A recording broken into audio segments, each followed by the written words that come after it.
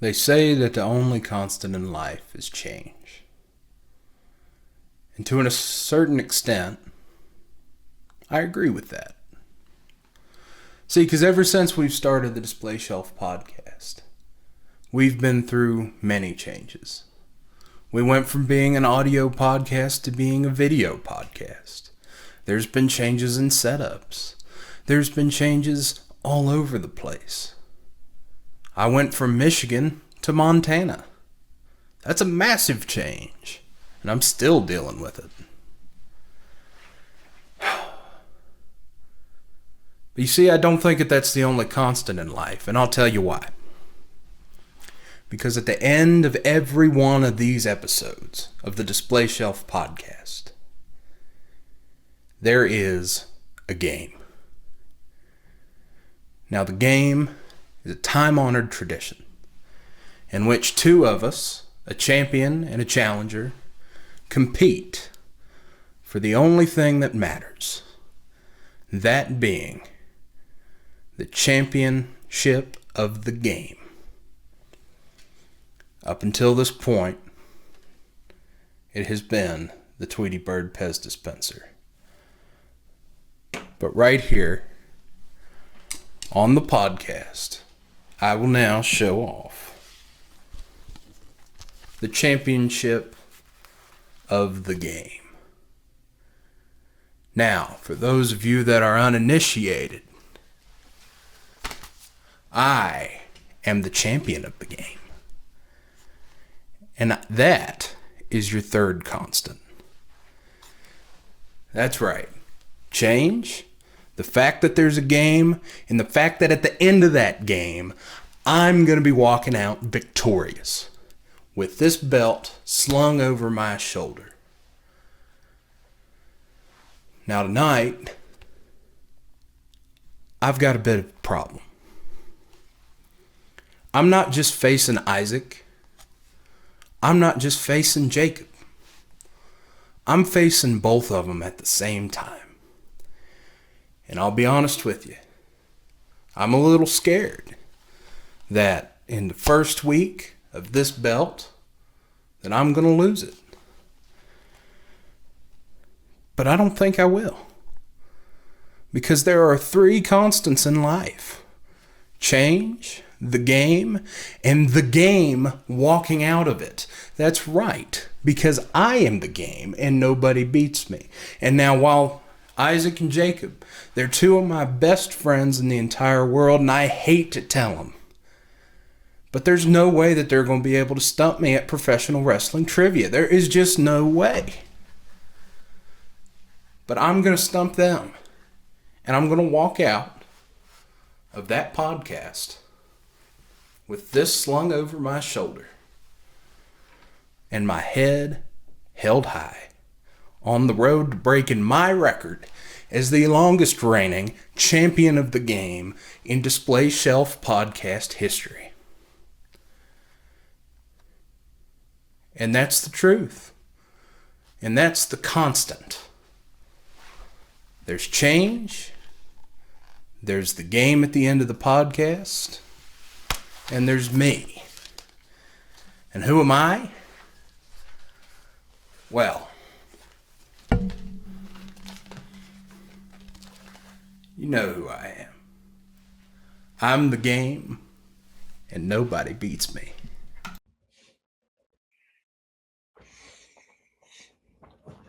So it's a challenge you want, sir. A challenge you will get. I have prepared 5 advanced questions for each of my opponents. And throw out records out of the window, because mine aren't very good. But I will not back down. I am a strong competitor, and I feel that I am going to win this triple threat match and get that sweet, sweet belt right on my shoulder right here. I need this win. It's not desperation. I was giving them a bunch of free reign just to have fun, you know. Now it's serious. This is serious. I'm going to win this and take no survivors.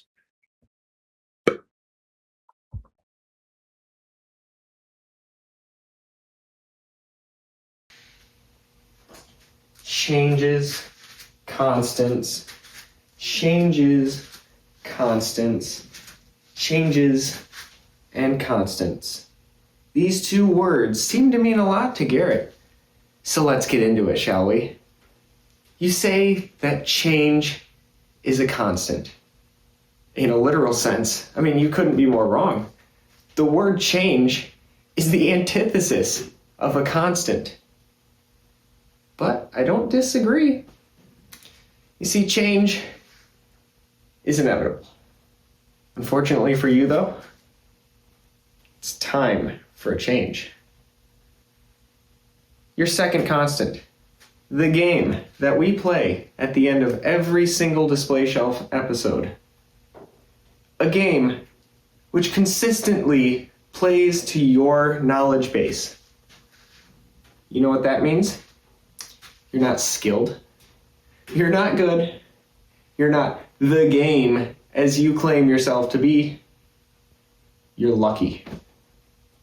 Lucky that the game constantly favors you. But guess what? Your luck, it's about to run out. Your third constant is that you are the Display Shelf champion, which at the moment is true. But it hasn't always been that way, has it? Lest we forget, I have defeated you on several occasions. I am the one that ended your so-called historic title reign. That's right. I'm your Achilles heel. Every single time that you've come up short has been because of me. Which brings me to the only constant that truly matters. I am coming for you. And those changes that you mentioned. How could we forget? The podcast switching from audio to video. You moving across the country. Sure, they all happened. Not gonna disagree with that. But here's the thing. They don't matter. The only change that you should be concerning yourself with is when that title changes from your shoulders to mine. So in this triple threat match, you best watch yourself, because I am taking that title. And that's exactly what this is, right? A triple threat. So, I'd be remiss if I didn't mention my other opponent, Jacob. Now, Jacob is, or has been, a Display Shelf champion. Even if it was, 6 or 7 months ago, possibly even longer. Jacob, we've had some great battles back and forth. But to go back to Garrett's idea of constants, you can't beat me. You can never beat me. Plain and simple. So yes, I see you. I acknowledge that you are in this match. But I'm not threatened. I'm not scared of your presence. Come on, that's ridiculous. The way I see it, you are nothing but a bug. And I'm going to squash you like one. Ant. Boot. So, gentlemen, you best come prepared, because I'm here to take over. So watch me as I become the new Display Shelf champion.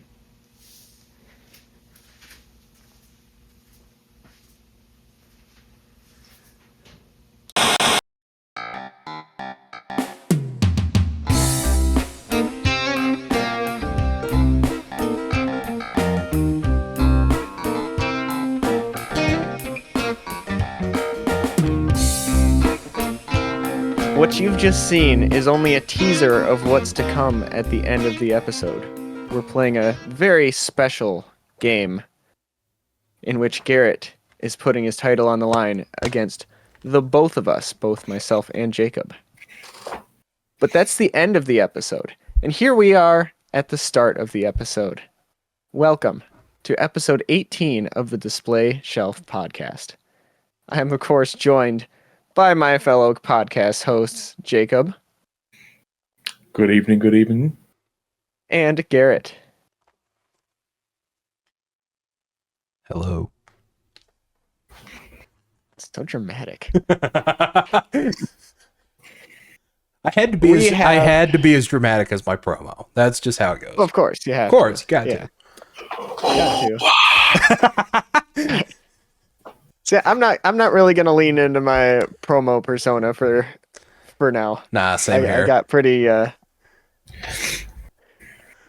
Bearing in mind that at this moment of recording, I haven't seen either one of these. I don't know if you guys have seen mine. I think I sent it out as a proof of concept. Yours. But yeah. I had fun. Yeah. That took 19 takes for the record. See, I had no problem. 18 for the 18th episode of DisplayShelf Podcast. Yeah, man. There you go. No, I had no problem like making my promo and being like, all right, here's what I want to say here, and here. Problem is, I'm not an actor. So neither am I. Actually getting that out was a time and a half. Neither am I, but you know. But it's how it is. It's how it is. We have fun here. I've watched enough pro wrestling that I think I can mimic it. But anyway. Any hoomstuff. Hoops. That's for later in the episode because we have a jam-packed episode for you guys today. Got a lot of stuff to talk about. So we're of course going to start with our normal, what are you collecting? What are you watching? That kind of thing. We'll then move into our Spotify / whatever music apps you guys are using. Because I know you guys aren't, at least one of you isn't on Spotify. I'm not on Spotify. I bum Amazon Music off of my mother. Yeah, there you go. But yeah, we're gonna cover our Wrapped. There's some big news that just broke not too long ago that we're gonna talk about regarding Netflix. This morning. This morning, yeah. Yeah. We were recording this on WWE Friday, event. by the way. Friday the 5th. Yes, the 5th. There's a WWE event, Survivor Series that we're going to cover real quick. And then the main attraction for the episode. It's December. Oh. It's the holiday season. This guy making everything about himself. That's it's crazy. the game. It's the first triple threat in Display Shelf history. That is true. It is the most important game that we have ever put on. This is true. But it's the holiday season, so we got to talk about some holiday movies first. We got to get holly. We got to get jolly. Yeah. Got to deck these halls, man. I completely derailed the podcast. I'm sorry.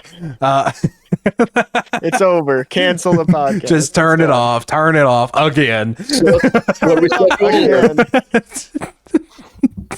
All right. Anyway. Anyways, Isaac, what'd you find this week? So we're starting the collection check-in, by the way, if you couldn't figure that out from that. Mm-hmm. That transition there. So Stranger Things season 5 just released. We'll be talking about that in a second. But I have a Hellfire Club t-shirt. There you go. So that's pretty cool. That's from season 4, and I guess it's the start of season 5 as well. Next up, we're hitting a hat trick for episodes, as far as what I'm collecting, because we have my 3rd in a row Alexa Bliss Funko Pop that I found at the local toy store. So, he's just looking for him at this point. I'm not even looking for him. It's just like he posted on his Instagram and I see it and I'm like, well, no, I mean, I'm going over there. I mean, Landon's just looking for him at this point because he knows that you'll buy him. 100%. Yeah. I walked in that day and he sees me. He's like, hey, what's going on? I bet you saw the post, didn't you? I was like, I tried to nonchalant it and be like, oh, what post? I'm just here. And oh, what are you talking about? The one with all the WWE stuff. And I was like, oh, yeah, I definitely saw that. Yeah. I remember seeing that one too, and I was like, oh, I wonder if Isaac's gonna go in. Oh yeah. That's funny. That's funny. That day after work, I walked in. Oh, that's Like funny. not letting that one escape me. But yeah, this is like 2017, 2018, something like that. So it's a bit of an older one, which is cool. Let's see what's next. The passage of time yet again bears fruit because that big U2's Call of Duty order is still providing for me. So we have the Dr. Edward Richtofen. Do you have to use the accent there? I do. Yeah, I actually do. That's the only way to refer to him as is the Doctor. The Doctor. The Doctor. But he's got a ray gun. He's got the it's actually easier probably to see it on the side here. He's got the ray gun. He's got the summoning key. So this is Black Ops 3 Richtofen, which is peak because Black Ops 3 is my favorite. Not just Call of Duty game, but game in general. So then we also have the Monkey Bomb from this one specifically from Black Ops 6. It's an image on the side, might make it a little bit easier. But yeah, one of those wind up symbol monkey toys with the bomb strapped to his back. Pretty neat. If you're into that sort of thing. if you're into that sort of thing, I suppose, yeah. An explosive entrance. That is true. Can be a bit of a distraction, though.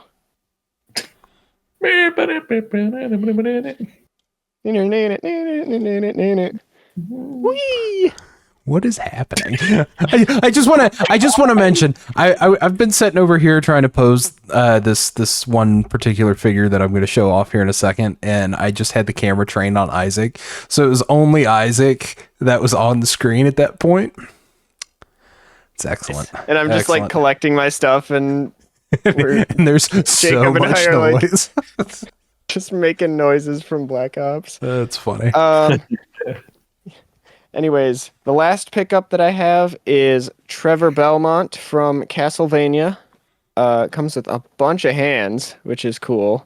What was that in his hand? Anyways, we'll figure that out later. Swords, Morning Star, a whip, all of his good stuff.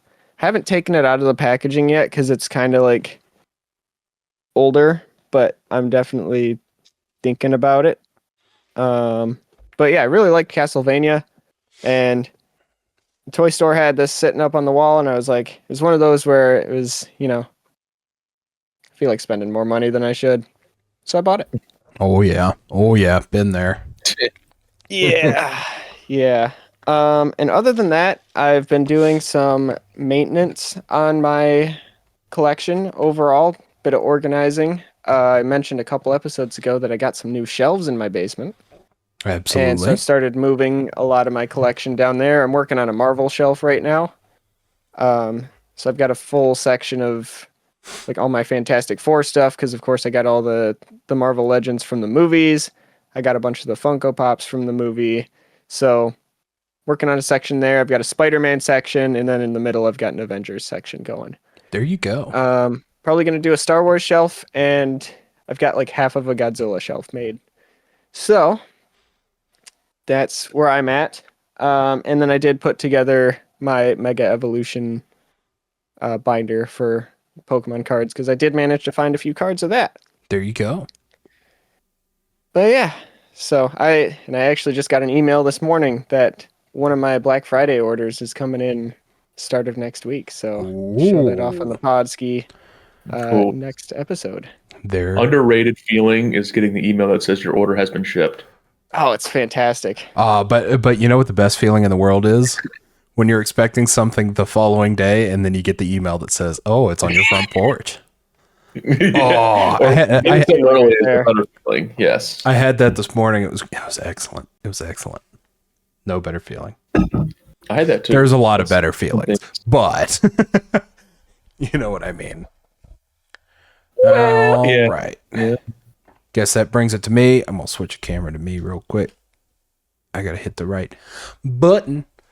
Number one, I'm gonna start with comics. Fantastic Four Solve Everything storyline from Jonathan Hickman. I'm excited to read this one, but the book pile ever grows, as we'll see. Because in addition to that, picked up, that was from the local comic book shop here, and so was this one. This is the first volume of Absolute Batman. I am interested in this series, but I don't know how interested. Just because they're messing with the formula of Batman, and that could either be really good or really bad, and I don't know. And it's very much up to taste. Is which Absolute Batman is that again? What number? I think this is 1 through 6. It's volume 1, and it's issues. It really did throw it in the floor. 1 through 6. Okay, because I think I saw today they're making a new variant cover for the first one or something like that. I swear I saw that somewhere. They're doing a lot of variant covers of like the first issue. I think I actually own one from Batman Day, but okay. So it said like I think I saw something this morning that said like they're making a new variant cover. Yeah, I was like, that's fun. That's a coincidence. Indeed. What is my phone exploding for? Advertisements. Anyway, last comic book. This just came today from the Amazon for a grand old $7. It is issues. What issue is it? Need a tissue. 1 through 4, as well as some bonus material from Star Wars Tales. Issues 1 through 4 of Star Wars Darth Maul, the Son of Dathomir storyline. This, of course, takes place after Season 5 of the Clone Wars and before Season 7. I have not read this. I am excited. I remember I read a little bit of that back in the day. Yeah. Good stuff. I've read the... I need to turn down my mic a little bit. She is wanting to peek. That was too much. There we go. Are we all? Excuse me. I read the Vader comics when they were coming out from like 2015. They were pretty good. I don't remember any of them. It was that long ago, but I never really kept up with the series though. Yeah, exactly. That was so spot on. Excellent. All right. I was trying to decide what to pick up next. Anyway, up next, Street Fighter Ken from Jada Toys. This was one of those Moses that's wanting to fall again. We've talked about them on the pod, the Gamerverse, Marvel Legends with, for instance, the Wolverine with like the Marvel versus Capcom stuff. And I was like, well, I've got some Marvel figures. I could use some Capcom for photography. Got Ken for pretty cheap. So there you go. And I was like, oh, well, I'll pick up Ken and I'll pick up Ryu. Not knowing that Ryu was out of production and was fetching a high price on the secondary market. However, I did pick up Ryu at a Walmart in West Virginia because evidently nobody buys Street Fighter toys for there. We'll take it. Nobody buys wrestling figures at the local Walmart here either. There's like 450 CM Punks and Logan Pauls. Are those the Netflix ones? No, those are the Ultimate ones. Oh, I've never seen. I keep forgetting to switch the cameras. I've never seen so many Ultimate figures in one place. It's insane. Has there been a Bailey that's shown up yet? I have not seen a Bailey at that location. I did see it there's another Walmart across town. I'm being very vague about what town I'm in. But there's another Walmart across town that had it. And they also had the Scott Steiner. But that was when...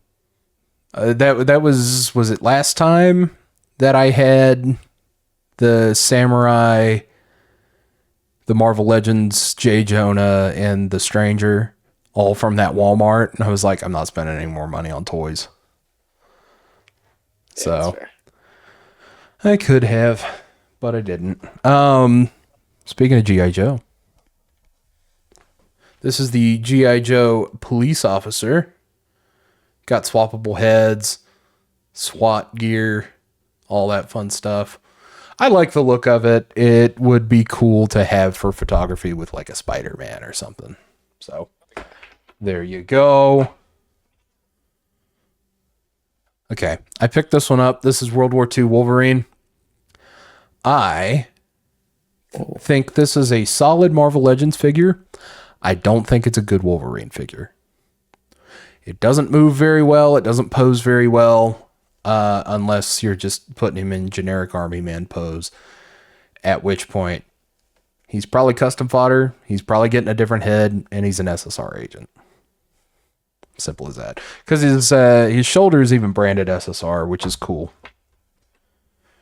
And last but not least is the latest in the Marvel Legends Gamerverse 2 packs. The first of which being Nick Fury Sr.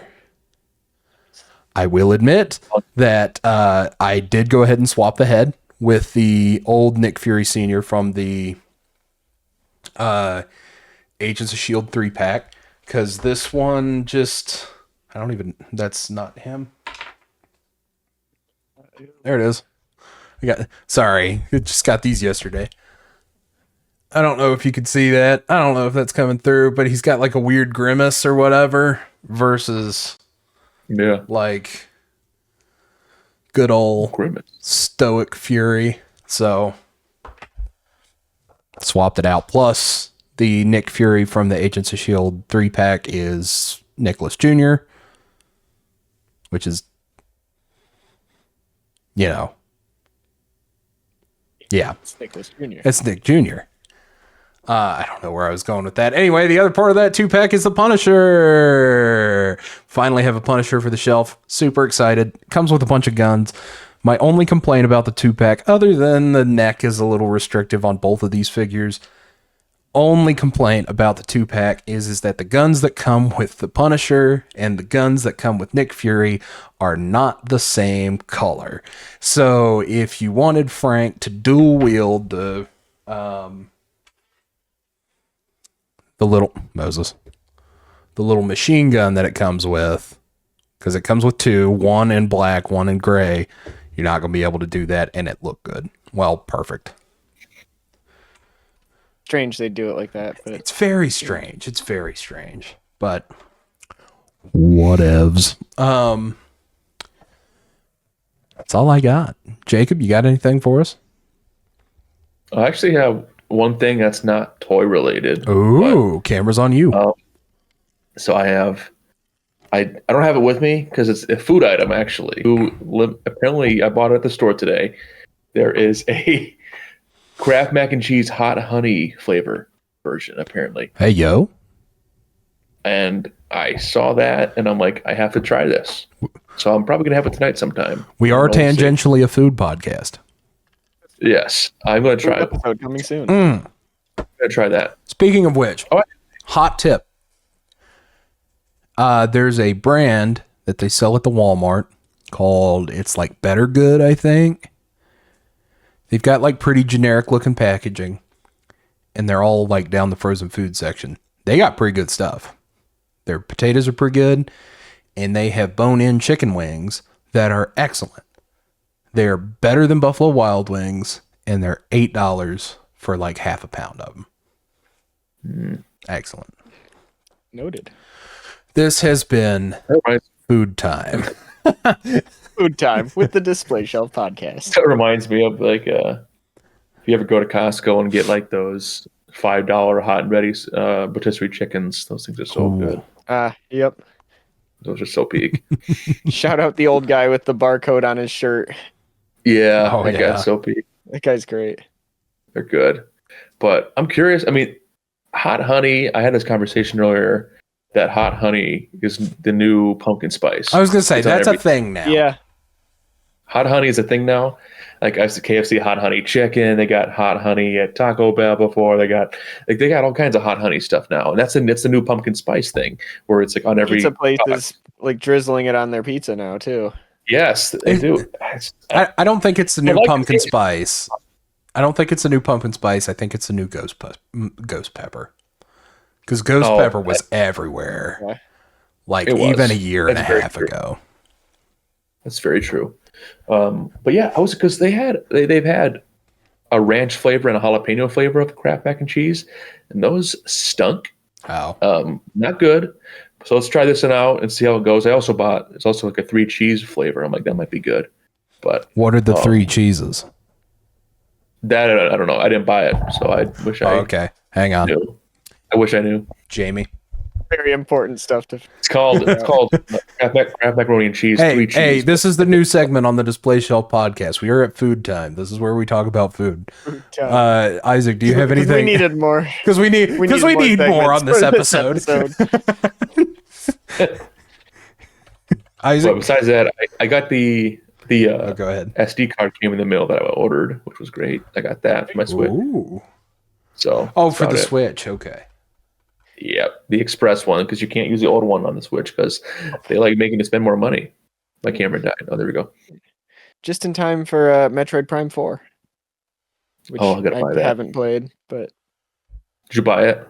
not yet. No, it's I will eventually. more stuff to play right I now. want Kirby. I want the Kirby one too. The Kirby Air Riders. Kirby Air Riders. I've heard that's really good. So Oh, it looks good. It does. I don't Nutrition facts. I don't like how they don't mention what the 3 cheeses are. you're getting 3 cheeses and you're gonna like it. Right. Cheddar, and cheddar. Cheddar cheese. Cheddar, feta, and Better. pimento. And No, feta. even on their website, they do not advertise what the 3 cheeses are. They just advertise that it has 3 of them. It's cheddar, goat. Okay. Goat cheese and Goat toe cheese. It's Kraft Singles, Kraft Powder, and Velveeta. Yeah. Oh, there you go. And like, here's that's the a thing. combination. Here's the thing. Artificial cheese. I want you guys. Artificial I want you guys Artificial to cheese. understand. I still eat it. Oh, it's still good. It'd be good. Oh yeah, Yeah, it'd be great. there all day. Be Wait, phenomenal. I'll hold the toe cheese though. I'll hold the toe cheese. Oh yeah, no. I meant Yeah, that's fair. I meant the 3 different types of Kraft cheese. It's like the 3 ingredients are artificial cheese, and artificial cheese. Velveeta. The 3 families of cheese: shaky cheese, the Parmesan cheese, and the thing. Yeah. The Parmesan, the Velveeta. The Kraft shaky Singles. Parmesan, Kraft Singles, and Velveeta. Those are the only types of cheese that I need. Anything else? Also the 3. Anything the 3 else is unhealthy- considered luxury. That said, Rest Lord in peace, knows I'm Velveeta. buying provolone. Anyway, Ooh, that was a good shout. Can't leave the provolone. what is the best cheese? What's the go-to cheese? Gotta get. Me when I'm in Provo, Utah. Isaac, what's the best cheese? Cheddar Jack. Well, you actually didn't ask me, but that's what I thought. You know what? I'm a big fan of mozzarella sticks, so I'm gonna throw mozzarella in there. Mozzarella's up there. Jacob, what is best type of cheese? Cheddar Jack. Ooh, Yeah, fair. there you go. Or Colby. Colby. Jack might be my second. Colby is excellent. Tell you what, for me, it depends on the application. If I'm just eating cheese, I'm either eating a smoked Gouda or I'm eating a Gruyere. Mr. Fancy over here. Yep. Parmesan, Velveeta, Kraft Singles. Yeah, now I'm being legit. Before I was joking. Now I'm being serious. We got to get serious about the cheese now.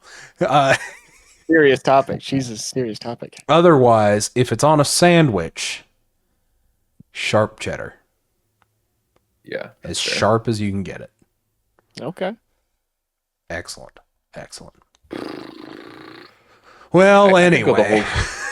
I could have I have so many more cheese thoughts, but I think we should continue because if we don't continue, we might be talking about cheese for an hour. I agree. Well, A cheesy podcast. indeed.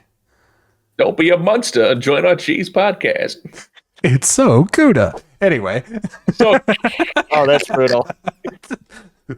we make the cheddar. Anyway, Jacob, what have you been watching this week? got it. as a matter of fact, I steered into it and then I stared out of it. as a matter of fact, a cheese documentary. No. So I've been watching this week. First couple episodes of King of the Hill, the new Hulu reboot.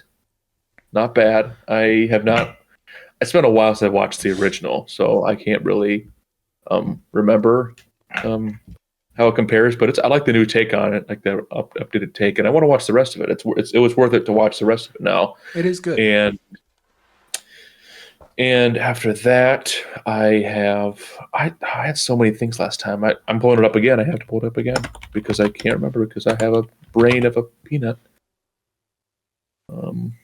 Brain's filled with holes, not unlike Cheese.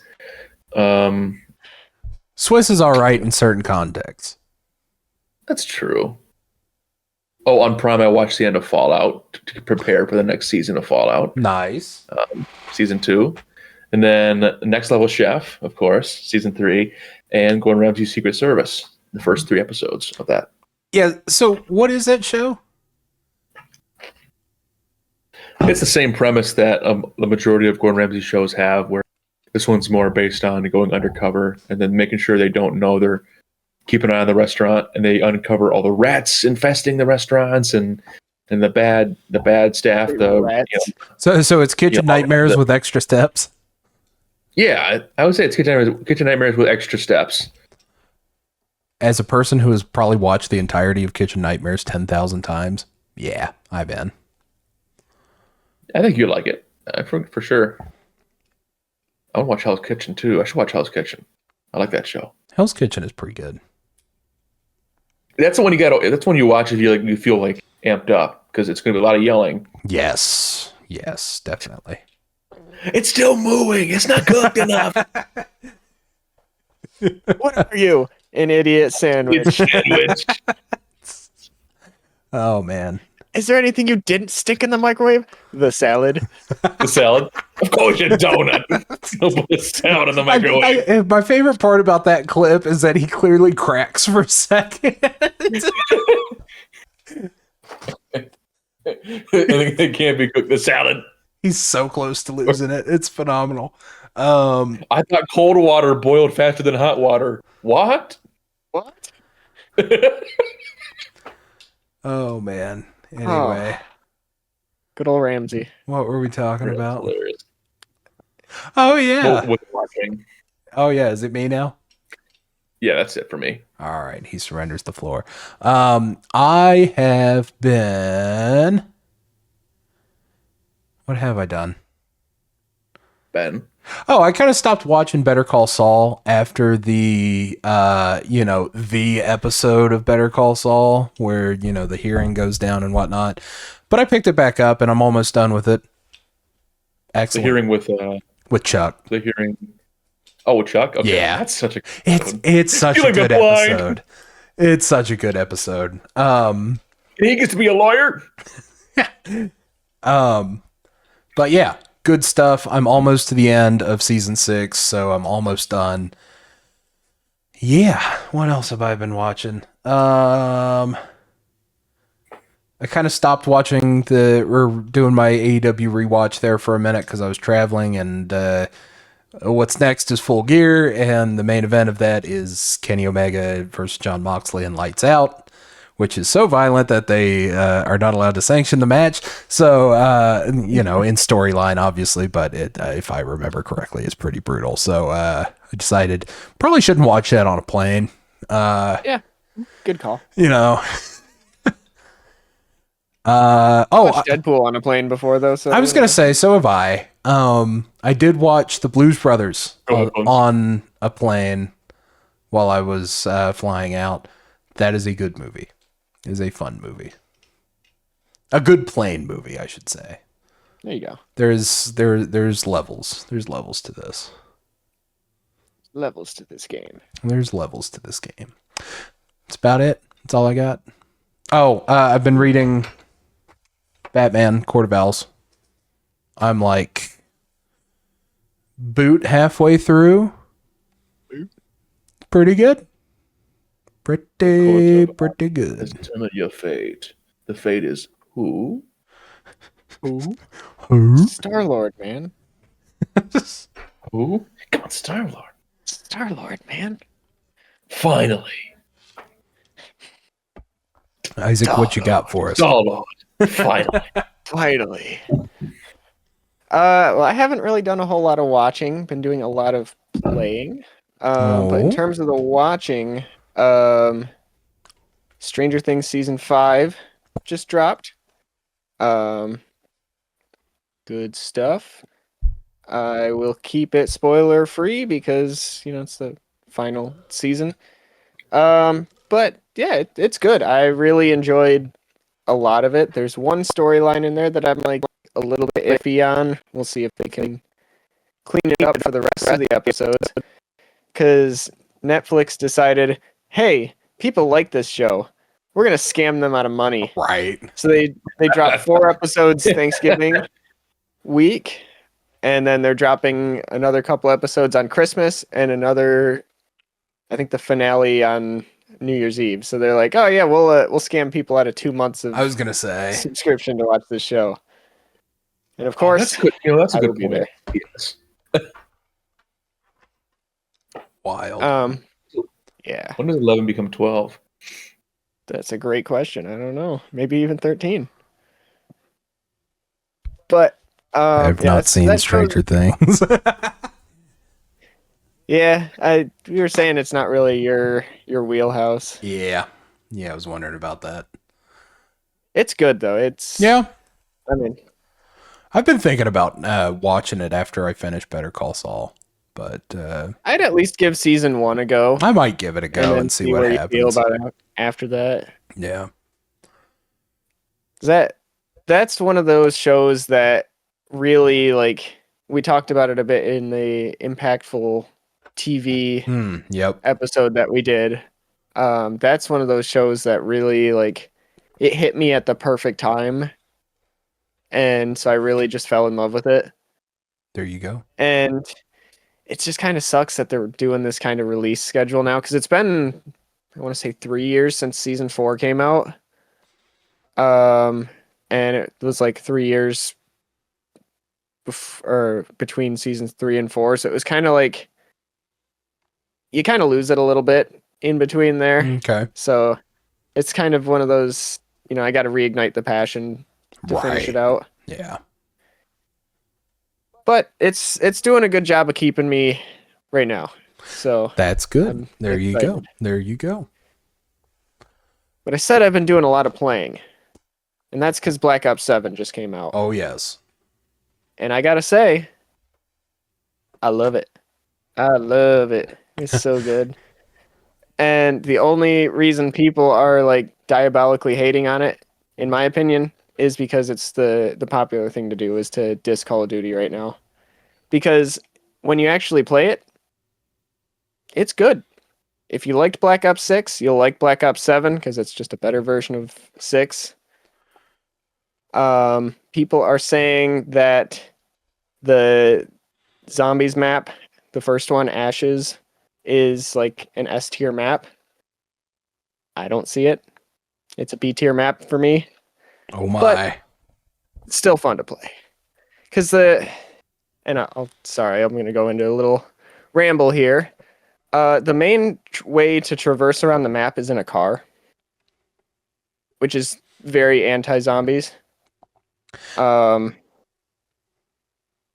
Yeah. Interesting. Where all that fuel coming from? Don't like that as much. In fact, the final boss fight of the map, like when you go through, you complete the whole Easter egg, everything like that, basically entirely done in the car. I think I stepped out like twice. Wow. Stupid. Dumb. Hate it. The IRL. And then the new map just came out yesterday as time of recording. I am mid-game getting ready for the boss fight right now. I saved and quit. Good map. Not amazing. Good map. There you go. And the multiplayer of that game is amazing. So they finally did everything that people wanted them to do Way. with Call of Duty. They reduced the skill-based matchmaking by a lot, although controversial at this point. Some people are trying to disprove that. Good maps. Persistent lobbies is finally back. Really everything that people have said, oh, Call of Duty should do this, they did. And now people are hating on the game because funny. So anyways, that's been my past couple weeks. A little bit of Rivals in there, happy Rivals Day. There you go. That's tonight or tomorrow? That's today, yeah. The event already happened. There you go. Little bit of breaking news. John Cena is going to be on Chris Van Vliet's podcast next week on Tuesday. Should be good. Should be a good one. Anyway. Christopher.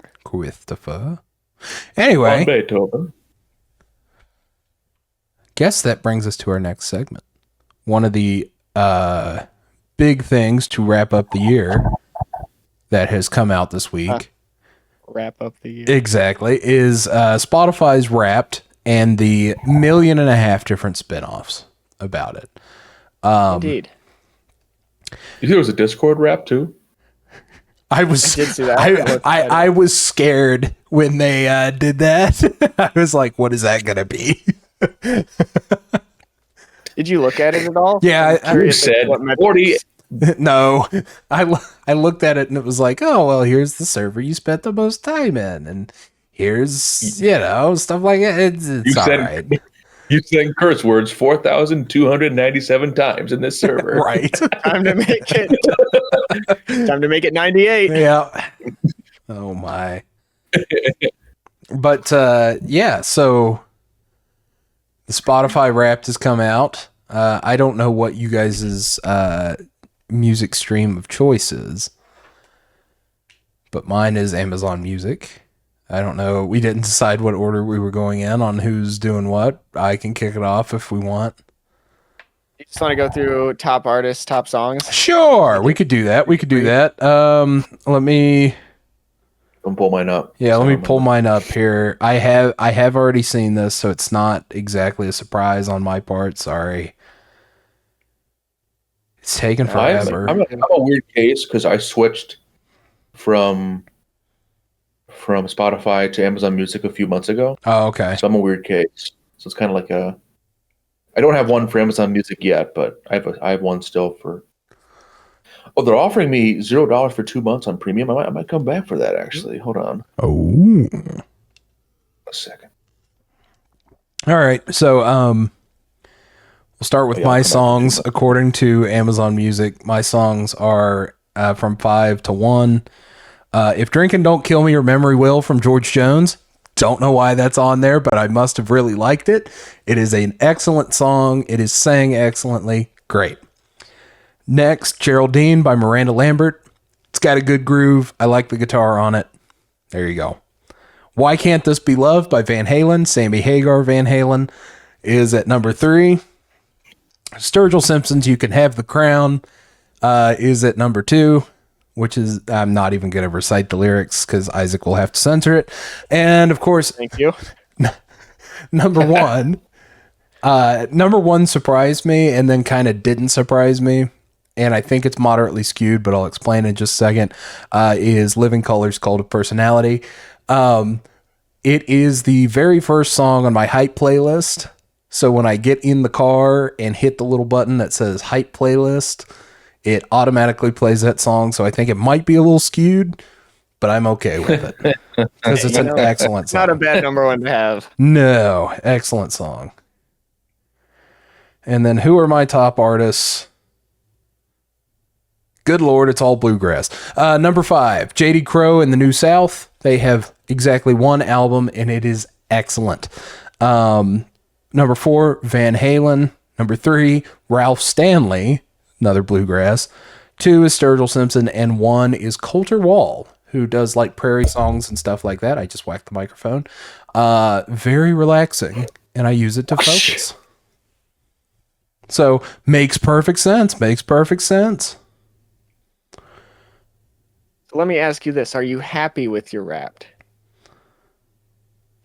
I know I am. aren't happy with yours. I think I understand that I've probably listened to those songs a lot. Okay.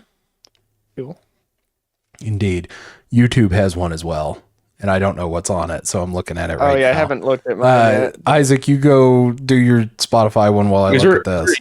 There is a YouTube one, and I'm looking at it right now. Yeah. Oh man. All right. So you did songs first, so I'll do songs first. Number 5 is WWE Genius of the Sky, aka Io Shirai. Oh wow. Okay. I know. I don't know how that one made it there. I only listened to it a few times, but evidently I listened to it, at least I thought I only listened to it a few times, but I guess I listened to it more. That's a banger. It is a good one. Banger. It is a really good one. Was that her one from NXT or? Yeah, that's the one that was like NXT / pre-NXT. Yeah. When she came out the Mae Young Classic on. That's right. Yeah, no, yeah. That's a banger. Good. When she still had the lucha mask. Mm-hmm. Yeah. Number 4, in the same vein, WWE Voyager, Kairi Sane. I don't know how these two made it. I genuinely don't. There's so many other songs that I swear I listened to more this year than these two. But they must have been those that, like, you know, because I listen to the same like 30 songs. I turn on my on repeat all year. Yeah. And somehow those ended up in there, and so they must have just, you know, came in, and I was like, oh, okay, whatever. Number 3, Espresso, Sabrina Carpenter. It's a banger. I will hold my. It is a banger, but I was not expecting that. Listen, you've played Fortnite with me before. You know this. This is true. Number 2, From Me to You, Baby Metal featuring Poppy. Ooh. That's what I thought was going to be my number 1, because that song slaps. Can I guess his number 1? Go for it. Why is it Alexa Bliss's theme? Number 1, WWE, The Fury, Alexa Bliss. Is that her current one or her one from like? Yeah. Okay, interesting. That's the current one. Yeah, Spiteful's like number 8. I was gonna say, because I think that one is a better theme for her. I like this one better. Maybe I'm crazy, but I like this. I like the start of the other one better.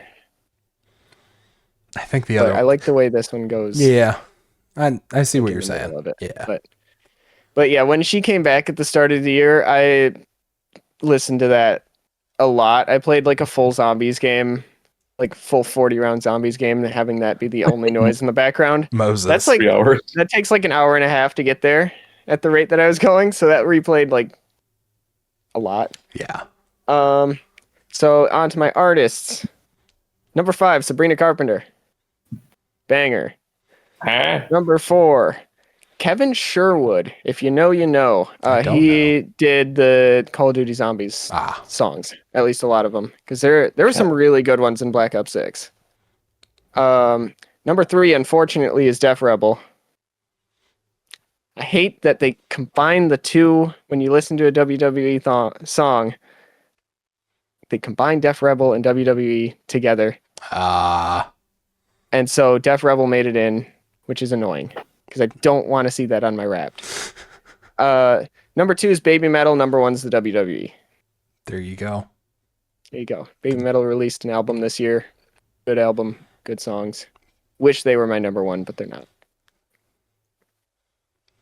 There you go. Jacob, what have you got for us? Okay, songs first, right? Sure. Let's see. All right. I got kind of a funny theme here.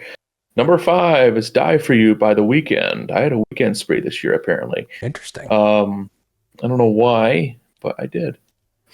Number 4 is Bare Knuckle Beatdown by Chief Takanawa. Okay, that's pretty good. Oh my gosh, I can't believe that this is the number 3. Number 3 is Pizza Deluxe by Post Elvis, which is the Pizza Tower main theme. Oh no. So, banger. But It is a banger. And number 2 is Angel Island Zone Lo-Fi by Funk Fiction and Game Chops. Nice. That one. And number 1 is Cry For Me by The Weeknd. How about that? There The you Weeknd go. kind of no. The I'm Weeknd. surprised. The only Weeknd is pretty solid. Pretty good. As someone that does not consume a lot of pop music, judging by my Spotify or my music Wrapped and whatnot, pretty solid. I do want to point out that I have my top album is Short and Sweet by Sabrina Carpenter, so that's also There you go. I thought I'd mention that. I don't think that they did top albums on Amazon, unless I missed it. Okay, my top artists. Let's see. Number 5, Chief Takanawa again.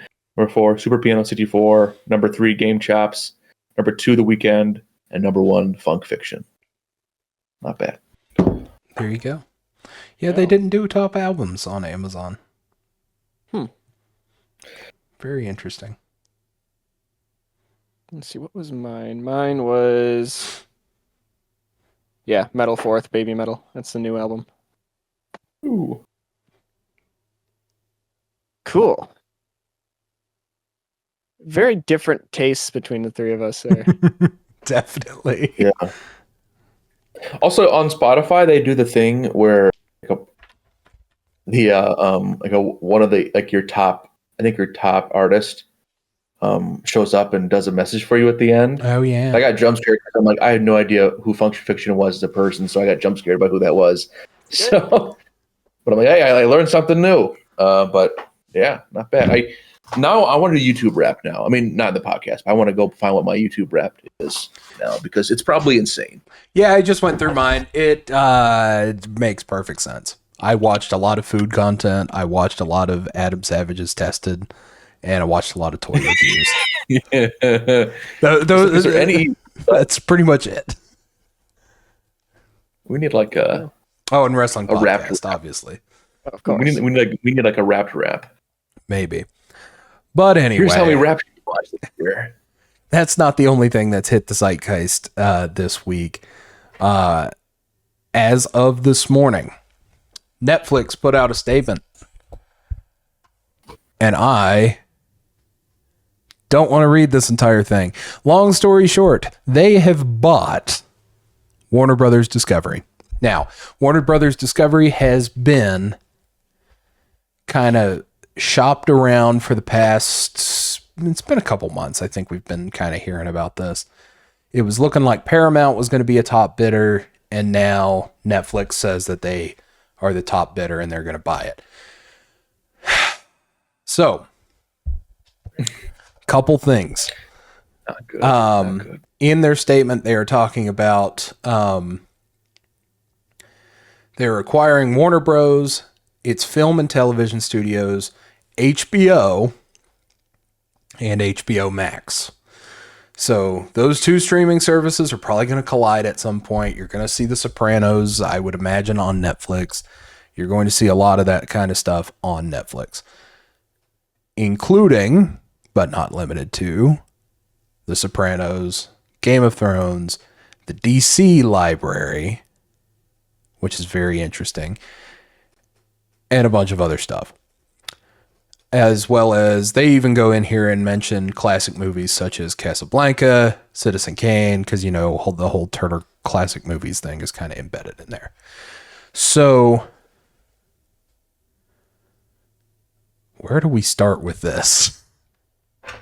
I have a thought real quick about this that I'm Please. predicting. Go right ahead. I'm predicting we're going to see email soon that says Netflix price increase for membership. Guarantee. That was the first thing that came to my mind. Yeah. I guarantee it. I wonder. I don't know. Wonder how much of a price increase it's going to be, because HBO Max is expensive unless you're like me, and the only reason that you have it is because it comes with your phone plan at AT&T. So,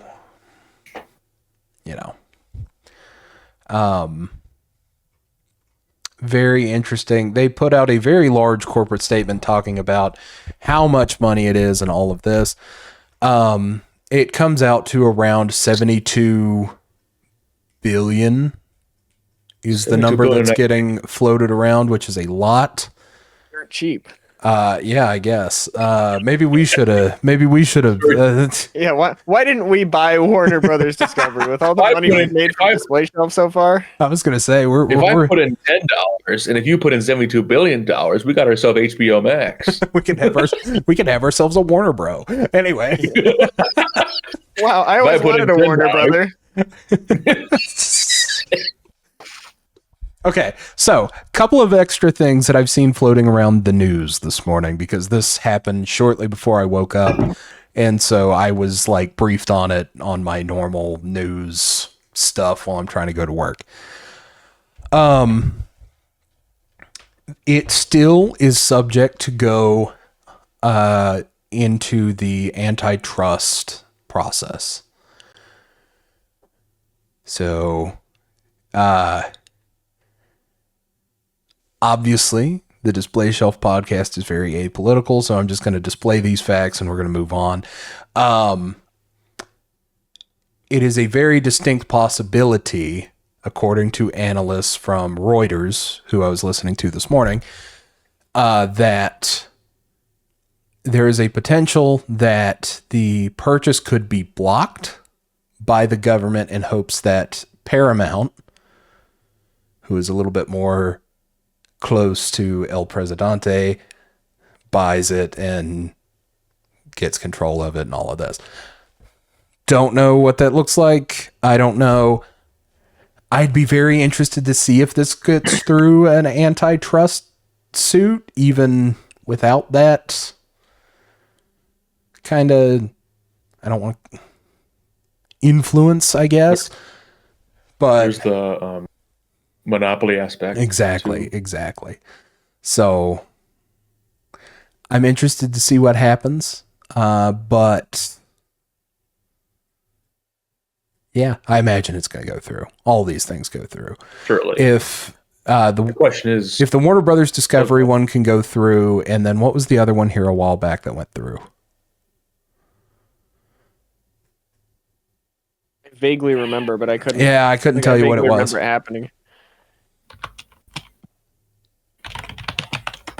Was it Disney and somebody? I think it was, wasn't it? No idea. But from a nerdy standpoint, this means that the DC studios, helmed by James Gunn, could potentially fall under Netflix. Could be interesting.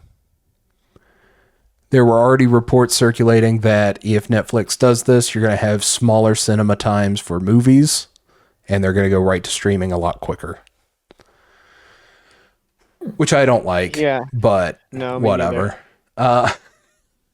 You should be rewarded for going to a physical movie release, I feel like, instead of people that get rewarded by getting it the first week when it comes out, you know? Right. Exactly. Like having the first dibs to see it. Indeed. So the other, does anybody have any fears about DC and Netflix before I move on to the other interesting aspect of this?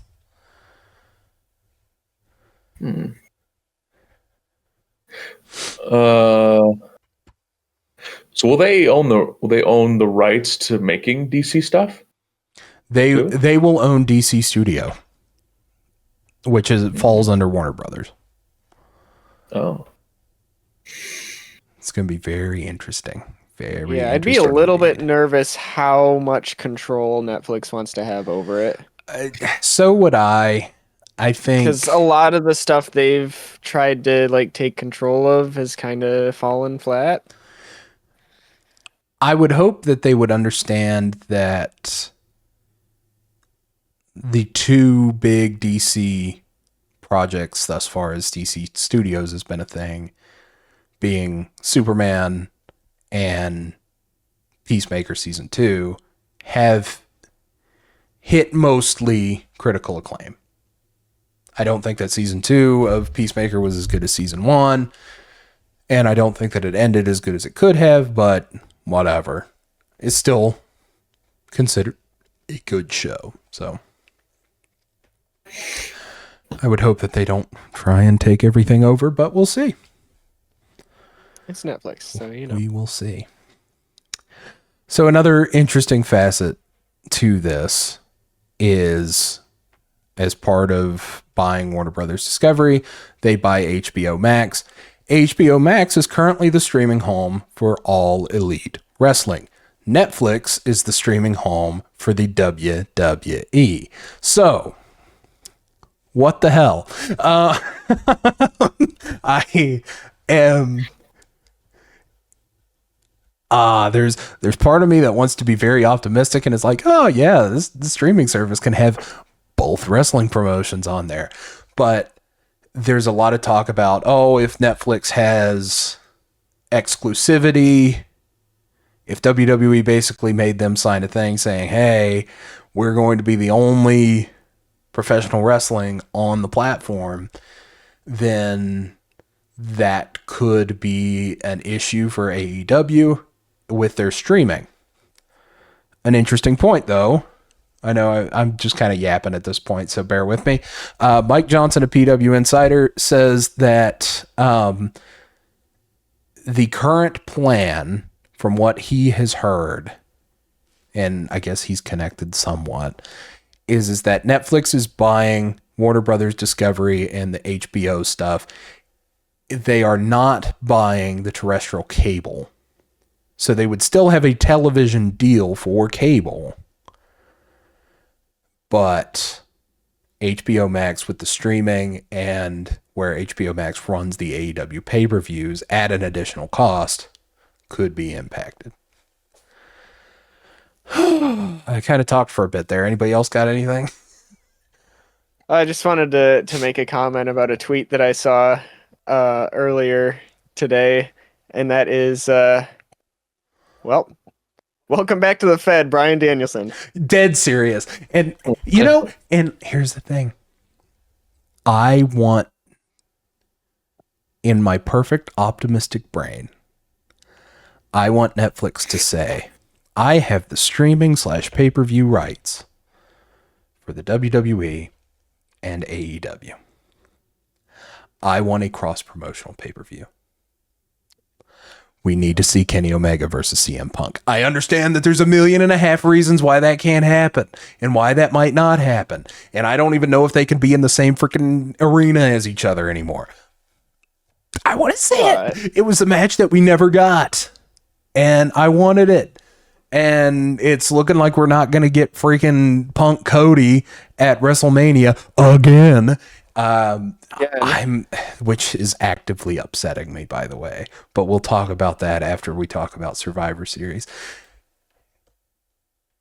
Anything else, boys, on the old Warner Brothers? Brother. See how this plays out.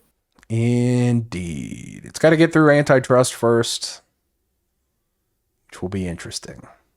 We'll see how that goes. We'll be following. Nice. I will be following that one with great interest. We will be following your deal with great interest. Yay, Star Wars reference. We're proud of you. Bingo. Alrighty. Well,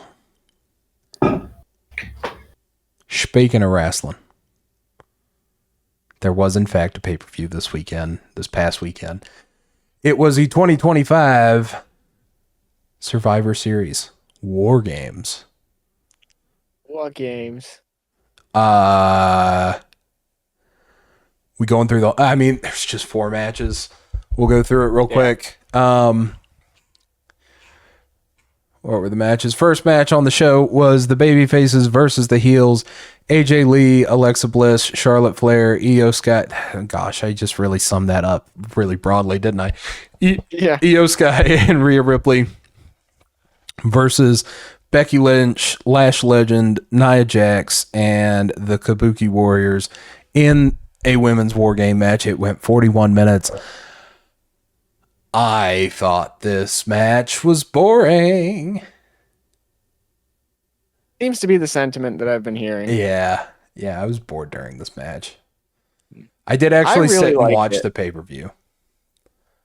I promise. I really liked it at the time. Yeah. Because, you know, I'm watching a show where Alexa, AJ Lee, Yep. Io Sky, Asuka, Kairi Sane, and Becky Lynch are all in the same ring, and they're all like some of my favorites. Mm-hmm. So I'm just sitting there. I'm like, oh yeah, this is great. Oh, this is and wonderful. I really enjoyed it, and I popped for the trash can spot. But when you look back at a lot of it, it really left a lot to be desired, didn't it? It did. It wasn't as violent as you'd hope it to be. The trash can spot, and I love my Io Sky trash can spots. Right. It was a little bit awkward because there was a vast moment in time where the heels were all just standing there waiting to get jumped on. Right. Like, maybe, if you want to improve that spot, have them all dazed and confused.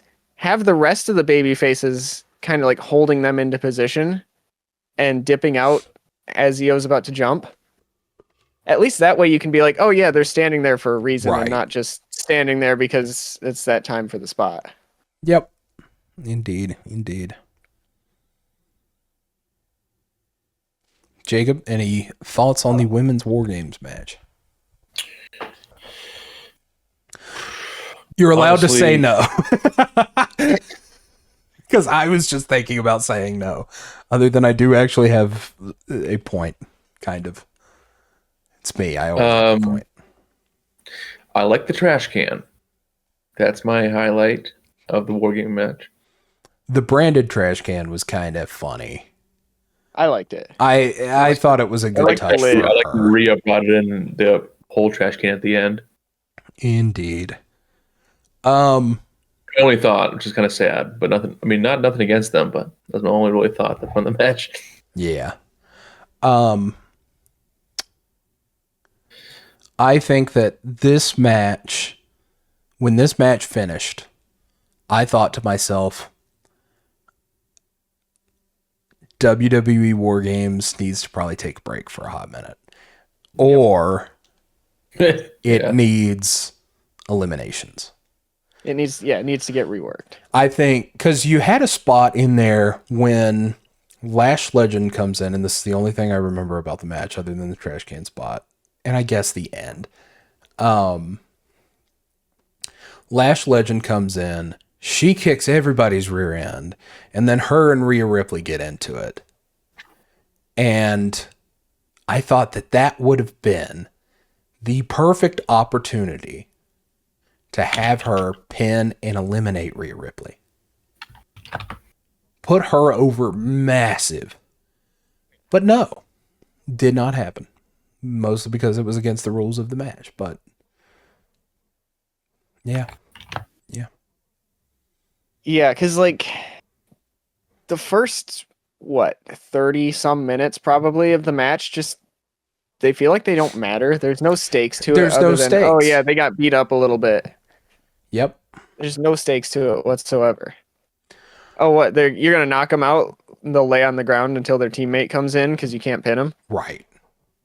Kind of sucks. There's no stakes to it, and it's not violent enough to warrant it. It's not like, I know it's basically the same match type with Blood and Guts in AEW, but like we saw a women's War Games / Blood and Guts match in AEW multiple weeks ago, and it was considered one of the best matches of the year. They were allowed to be a little bit more violent, etc. And I'm not saying that's what makes the match great. I'm saying that if you do the psychology and the characters right, it's better. Didn't the baby faces have the advantage in this match? It did, yeah. Sorry, Isaac. That is complete and utter horseshit, okay? You can't let your baby faces have the advantage. Because what are they going to do? Outnumber the heels and beat them up? Yes, that's the goal of the match. Am I supposed to cheer when the heel comes in and, you've reversed the psychology and it doesn't work? I'm not the only one that thinks this. I can almost guarantee that. Other people think this. Everybody thinks it. Everybody thinks it. Everybody's saying it. Everybody's saying it. Oh. Speaking of the format, though, I'm curious. What did you guys think about having it like no shark cage and just have them come out one at a time? I have a really cynical thought as to why they did that, by the way. I think they didn't want Brock in the cages. Yeah. They didn't want to have Brock standing for as long as he did. Here comes the tomatoes. I don't think it's because they didn't want him just standing there or they didn't want him in the cage with other people. I think they were afraid of what the audience was going to do with him in the cage. Yeah, for sure. Which, completely fair. I would argue he shouldn't be on television if you're afraid that that fans are going to interact poorly with him. But not my place, whatever. They justified it on commentary by saying due to the layout of the stadium, they were not able to do it. Right. So there was a kayfabe reason for it, and it was a gorgeous stadium. I think it's the best looking stadium that they've run all year. Lovely. Except for 41. 41 was a bad WrestleMania, but it had an amazing stage. Yeah, it did. With the doohickeys flying in the air. Oh, yeah. The one for Roman's entrance. Yeah. Oh, yeah. Roman's entrance was so cool. I wish a WrestleMania 41 was better. Anyway, we'll talk about that next week. Yeah. War Games. No shark cage. That's why I think that they did it. I think you need the shark cages for this. It definitely helps. Although I will say I actually kind of enjoyed it in the moment. A lot of the show is in the moment I really liked it. Yeah. And then as I think about it, I'm like, oh, that's kind of stupid. Yeah. But I liked being able to like, oh, I wonder whose music is going to hit, who's going to come out to make the save. Yeah. But at the same time, I just had this thought now, you have music aside, you have that same thought with the cages. That and who's coming out. You already know who's there. You already know who's in the teams, unless you don't. In like 2019 NXT War Games men's, they just didn't have the fourth or fifth person in the match yet, and they weren't in the shark cage, and they didn't come out until they needed to, and it was Kevin Owens and massive freaking pop. Excellent match, by the way. They did that with Randy a couple years ago too. Yeah, that's right. Yeah, that's right. Triple H copying his own homework. Yep. Reheating his nachos, if you will. That's exactly what it is. Don't make it look too obvious. Okay, I got you, bro. Exactly. Anyway, yeah. That's pretty much all I got for the War Games match. You guys ready to move on? That brings us to Dominic Mysterio defeating John Cena for the Intercontinental title. This was the best match of the night. Man. I don't think... I think that the match itself was all right.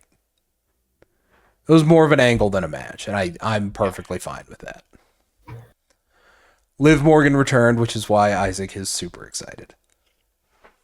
That's why I love this match so much. Yeah. Because I was on with Jacob when we were watching this, and the entirety of the match, instead of like fully focusing and watching, exactly everybody's singular footstep, I was like trying to figure out ways for Liv to come back the entire time. Like when he came out with Raquel and Roxanne, I was like, oh, that's the weird feeling for Liv to come back. And then I was like, after the injury spot, which we'll have to talk about in a second. Yeah, because that was really, really good. But when Raquel and Roxanne came in and did their finishers on Cena, I was like, oh, they're gonna get tossed out. Dom's gonna need help. Yep. And then Liv's gonna come in. And then Finn and JD came out, and I was like, oh, you gotta be kidding me. Oh, you gotta be no, that's kidding. not the kind of help I was hoping for. No. And then when they lost and Dom was still on the outs, I was like, oh, Dom really can't win this without help. And then cinema. It was definitely interesting, yes. Yeah, when Finn Balor and McDonough came out, and I was like, oh yeah, they're part of this, aren't they? Oh yeah. Yeah. I totally forgot they even existed. Is that bad? It's I was like, oh yeah, they're a thing. Can we just break up the Judgment Day already? Yeah, I mean, come on. But Liv's Liv's back now. We can break things up. Yeah. Liv's back now. Now we can. I don't even know what they're gonna. And then like the hug Cena, and then the my crazy gosh, eyes, dude! I was like, eyes, what? Cena did. I The crazy eyes, and then bit the nuts. so hard. I bit so hard because my initial thought was head empty, Liv's back, Right. and then she slaps Dom. And I just sat back in my seat. And Jacob, you can attest to this. I was like, I don't like this. Oh, I really don't like that at all. I was like, said that word for word. I think no, why would they do that? I was sitting What's the there. reason for that? I was sitting there watching it on a tablet at my grandfather's because I was stuck out there because of planes, and I'm looking at it and I think I go, ew, why? And then they turn it around and I'm like, oh, cool. But like I like to do a reference with Cena hugging was it Cody? It was Cody, right? Yeah. And he hugged and then if we're doing that with Liv instead, it's kind of was like a funny, it's pretty funny thing. Call back. And then, but you're right, and then you called it like she was wearing the Dom pants, so you kind of knew it. Yeah, I was like, why would she do that? She's literally wearing the guy's pants. What in the world is happening? There's the intro for the pod this week. He's wearing a wire. He's wearing a wire. He's wearing a wire. I loved her post-match commentary on that spot. Like they're watching it back on the desk, and they're like, "Oh, look at the eyes! Look at the eyes! Look at the acting! It's so good! Bam! Right in the wee, right in the John Wiener." John Wiener. John Wiener. I was like, dude, that's so good. Oh my. Oh. Yeah, that one was match of the night. Yeah, that. And just the Liv laugh during the post game, going the greatest of all time. I was like, God, she's so obnoxious. I love her. Oh my. But yeah, it seemed like I thought it was an injury. Honestly, at first, like you said, I thought it was real. Oh yeah, that got me good. But there was no X, so I wasn't sure. So I'm like, I don't know. Especially because the Monday before, was that the Monday before that Penta injured his shoulder on basically the same spot? Mm-hmm. Yeah, it was weird. So it's like, oh great, Dom's injured. That's great, man. I feel bad because I was like, like I said in this whole match, I was just trying to cope and find ways for Liv to come back, and so I saw Dom get injured, and I was like, oh man, now they're ruining the Liv return angle. Right. I wasn't concerned. Is he injured? Like, is this real? I was like, oh man, they're gonna ruin Liv's comeback. The boy's got his priorities straight. All right. Listen, man. Yeah. Listen, man. It is what it is. It is what it is. Oh my. Oh yeah. It is what it is. Oh right. Yeah, but Walter match, it seemed like he was a decoy. Or Cena was just a decoy the whole time. It didn't. It kind of did him dirty a little bit, I thought, but I guess that's kind of what they want the Dom angle, which I'm okay with. I'm not complaining. Indeed. Stephanie Verker defeats Nikki Bella by pinfall for the Women's World Championship. Love the result. This match was kind of bad. It was kind of whatever. Yeah. No, yeah, you're right. It wasn't bad. It was aggressively fine. Mechanically sound. Nobody got hurt. Ding, ding, ding, ding, ding. But nobody really cared. Yeah. No, it It was in a rough spot too on the card, and they both knew that. Yeah, I couldn't even tell you what the But- finish to this match is. I'm gonna kind of move on. Oh no, it was the doubles. It was the Devil's Kiss on the announce table, followed by it in the ring to get all of. Oh, the, no, that's- to get. Sorry, Yeah. Jacob. To get all of the pervs on the internet to tweet about it. Oh, that's a great spot right there. Well, that's the funny part of it was when they said you don't get a better view than this on the announcer table. You don't get a better view than this. Guys, like, here's Like, the thing. come on. It is 2025. Go on your. It would be. I need to be careful about how I phrase this. It would be one thing if Stephanie Valkyra's character was something along the lines of an Eva Marie, where her character is, I am a model, I am attractive, I use my attractiveness in the match to win the match. That's normally a heel thing, whatever. Stephanie Valkyra's thing is that she is the best wrestler in the world. Argues can be made. I think that it's Io Sky currently. Same. In ring. Yeah. I don't think it works. I don't think it's a good finish. No, it shouldn't. And it doesn't look like it hurts. I know that, like, you're not supposed to hurt your opponents in the ring and all of this, Yeah. but, like, to the audience, it's supposed to look like it hurts. It depends on who's taking it, honestly. And maybe. It's more about who's taking it, because who was it? Was it Roxanne a few months ago that took it? That's and true. She sold it perfectly. She sold it like death. You have to have the arms flailing and make it look like it's your face that's getting hurt. Don't throw your arms down on it every time. Right. Yeah. And that's casual. Like, I've never taken that kind of bump before. I don't know how to sell it, but Right. I've never. This is Not from trying a to give viewing the perspective. professional's advice. Right. This is from a viewer's perspective, not a peer's perspective. Not trying to tell people how to do their jobs, Right. So whatever. They're The getting finish paid of the for it. match actually was the corkscrew splash or whatever they're Which- calling it. Which always looks good, but it always follows the Devil's Kiss. Right. And, that's all I got to say about it. Back when she was in NXT, that was one that they kind of saved for like the big ones. You know what I mean? Like, she used it against Julia in that like blow off match. Oh, yeah. I think probably against Roxanne too, but I think that might have been it. And now that's the finish to every single one of her like title matches now. Yeah. And I don't know. I don't know. I was all for giving her the belt. Well, I'm sure we'll talk about this next week. I was all for giving her the belt, but now that she's got it, I'm like, we got to do something better here. Yeah. I'm fine with her having it. It's just they got to give her something meaningful to do with it. Exactly. And they're I think look at the I think we're roster getting right there now. with Liv. Yeah. Which that should be the Mania match. But that's just me. I agree. Um, You give but I you saw- give that 25 minutes on a Mania, Cook. that would be amazing. Cook. But I saw a tweet today that was like, yeah, sure, Stephanie's got the belt, but she's like the 8th most important woman on the roster. Right Yeah, now. and that's Or on the the other Raw thing. roster. Yeah.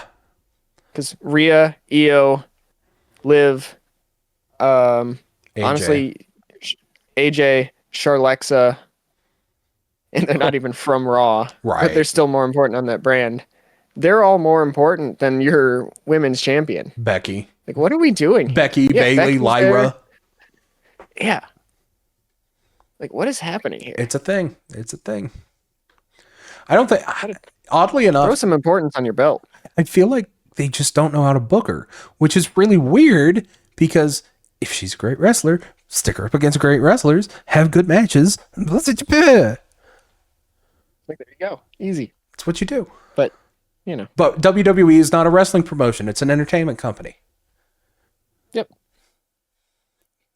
So, It has not been a wrestling promotion since 2025 started. We will talk about that more next week. Yep. Teases to come. Yep.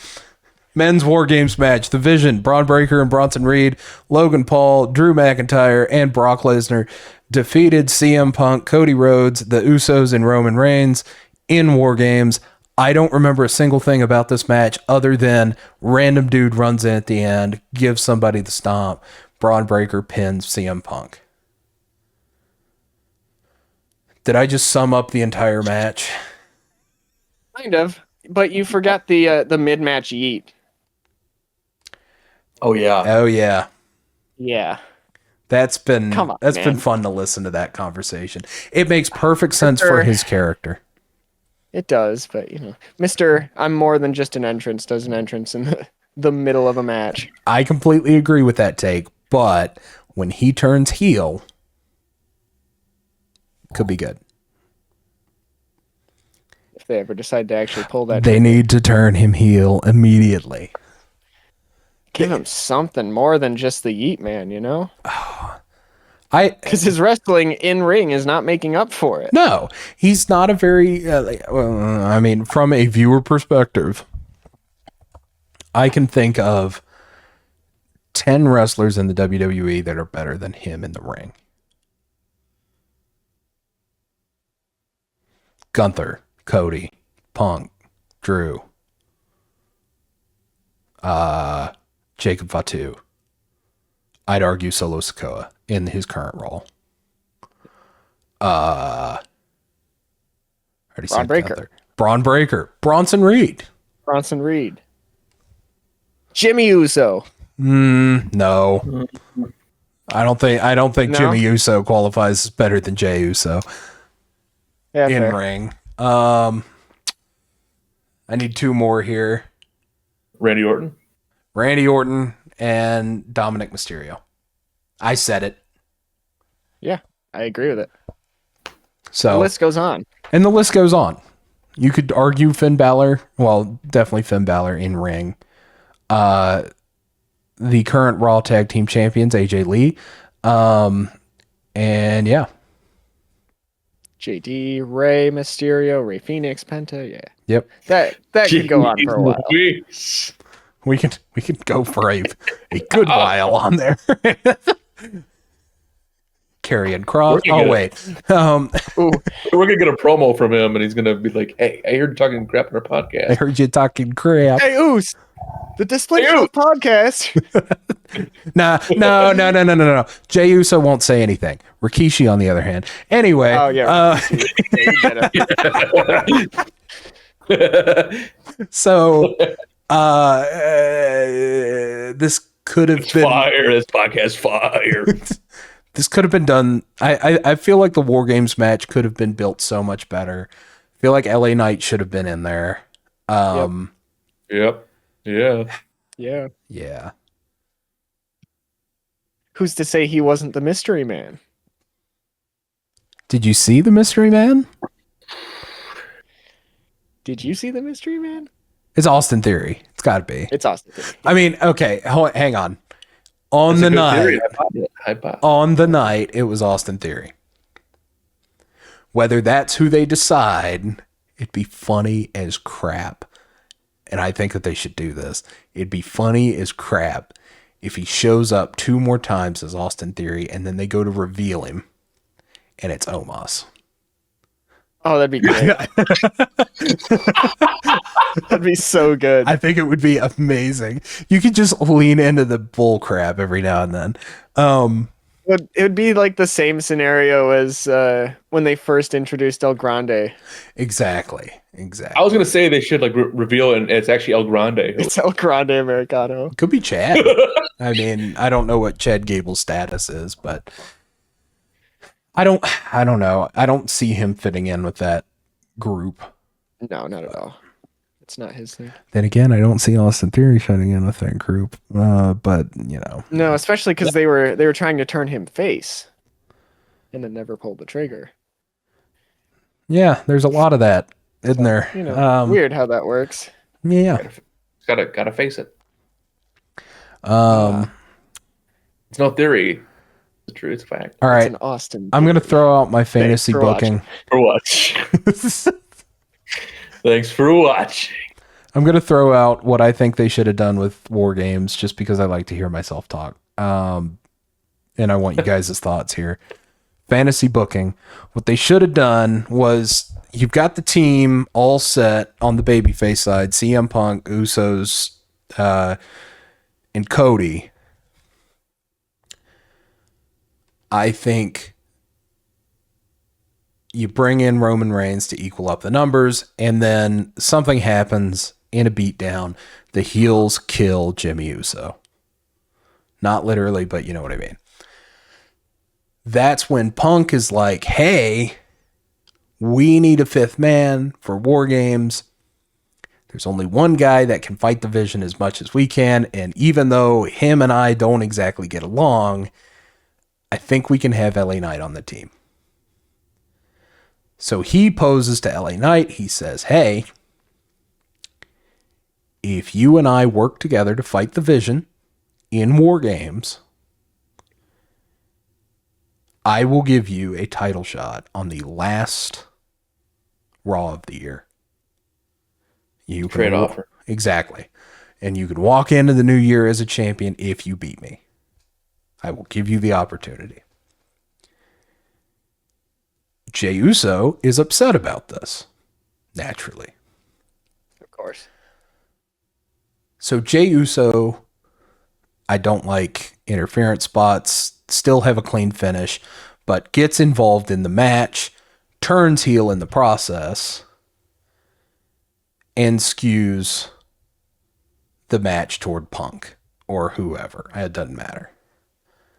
Then they go on to have a triple threat at the Royal Rumble, where Jey Uso wins the belt through nefarious means, fully cementing his heel turn. Now that sounds like a bad idea until you remember that the Royal Rumble is in Saudi Arabia and Sami Zayn is going to win it. Sami Zayn, Jey Uso, World Heavyweight title, WrestleMania in the Night 2 opener. All right. I don't know if that's the best, but it would have been better than what we got at Survivor Series. That's true. Yeah. So At least there would have been something memorable about the match. there would have been something going on.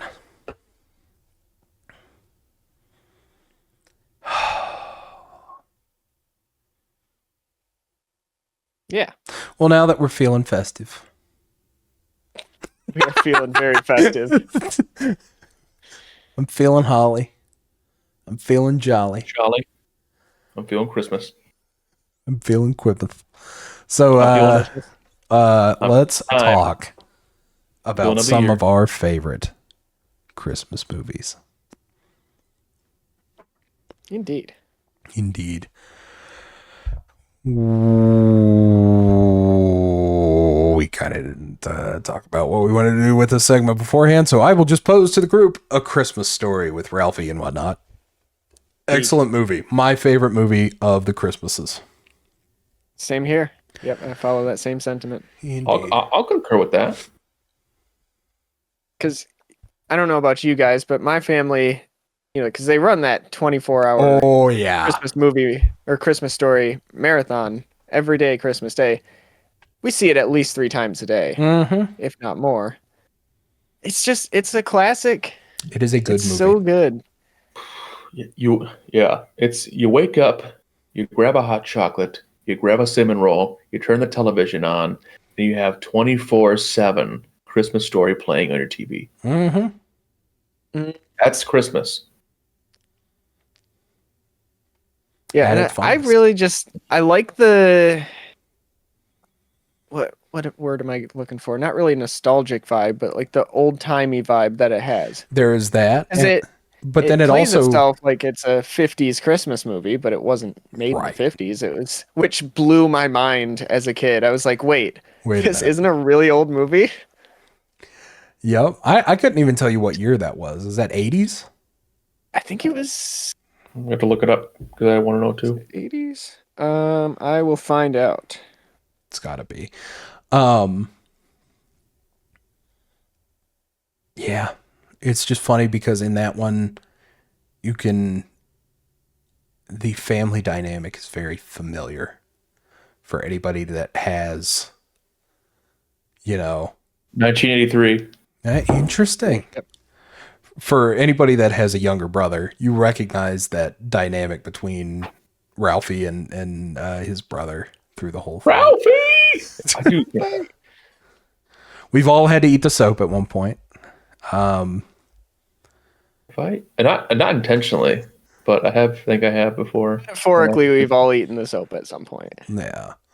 I've never had an actual soap bar in my mouth, but I have been I've actually often punished for saying. Yeah, I was stuff gonna I say shouldn't we used hand soap. It was fine. say. There you go. Ooh. And here you are, every podcast episode, making me do some editing. Sorry, Halls. So did the hand soap really work? Clearly, it didn't work. Tell me. Did not work. But it's okay. Sorry. Anyway. That is okay. Also, sorry. No, go ahead. I wasn't gonna say anything. I was just It's talking. Yeah, I forgot. Well, I was thinking that, yeah, my uncle has the lamp, the leg lamp with the fishnets, and he actually has that. I mean, he doesn't display it because it's gaudy and weird, but he actually got it before, that lamp, and it's kind of funny. Just the my younger brother has like the small one, and he'll put it up in the basement for Christmas. It's always pretty funny. I remember when we were over, was it for New Year's last year? And yeah. I was like, can I take a picture of this and show this to my dad? Get a kick out of this one. Oh yeah, that's funny. Get an actual kick out of this one. Haha. Haha. But the frigile must be Italian. It was a classic.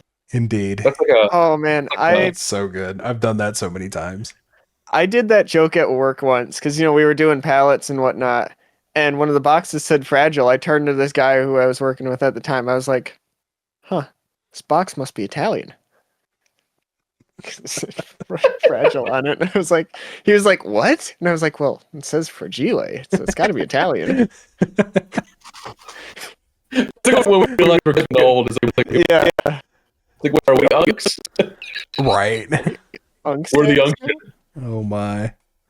We're the unction at the function. The unction at the function. Yeah, we're old now. But great movie, and I do think of that one. Isn't that one thing? It's like, yes. What's the? Is it a Family Guy clip where it's like, yes, everybody's favorite Christmas movie was actually racist or something like that. Like at the end part, like that one thing. Yes, Yep. yes, that's right. Your favorite childhood movie is racist. Yep. Oh man. It's okay. We gloss over it because it's a fun holiday movie. Anyway, Yeah. did anybody else? That's one that consistently gets quoted around my house all the time, and in different ways too. Like, there's the kid. They're standing in line for Santa, and he's like, "I like Santa. Yeah. I like the Wizard of Oz." So now my mom and I will just randomly, like, out of the blue, just like, we'll say something. We'll just be like, "I like pizza. Right. I like this or that," and it's the same in that voice every time. Oh. And then the bowling ball on Christmas Day. Oh, I got you a present. Thanks a lot. Thanks a lot.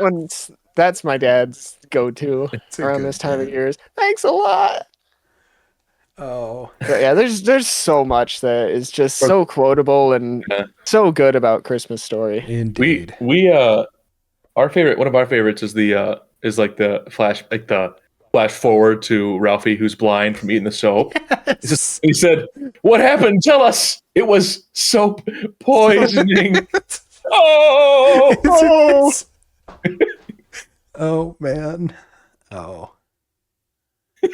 So poisoning. Soap poisoning. All right. Oh. Before we move on from A Christmas Story to somebody else's pick for Christmas movies, did anybody other than me actually own a Red Ryder BB gun? I did not actually. I don't know if it probably wasn't an actual probably wasn't Red Ryder, but my grandfather passed down a BB gun to us. Yeah. I shot a beehive with it once. It exploded. It was awesome. I ran for my life. There you go. Peter, this guy right here. Isaac had the childhood experience right there. It's on my garage. Exactly. You didn't think about it. I needed to be there. Exactly. How about a nice football? Football? Yeah. Football? I don't even know what a football is. Okay, goodbye. Yeah. Okay. I want a Red Ryder BB gun. You shoot your eye out, kid. One of the best sells in that whole movie. Oh my gosh. And the Ovaltine. Yeah. I joke about Ovaltine all the time. It's a crummy commercial. A crummy commercial. Oh man. When the WWE was saying 3 days, 2 days to something on Friday, and it turned out to just be the WrestleMania women's commercial. A crummy commercial. Just a crummy commercial. Mm-hmm. Okay, that's all my Don't quotes. forget to drink your Ovaltine. Ovaltine.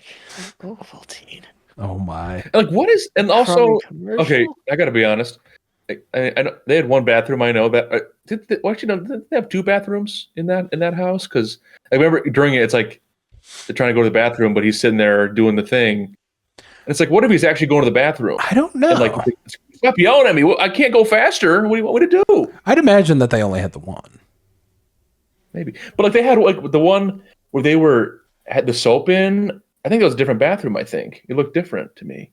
Maybe not. Maybe I'm wrong, but that's a theory. I never thought about that.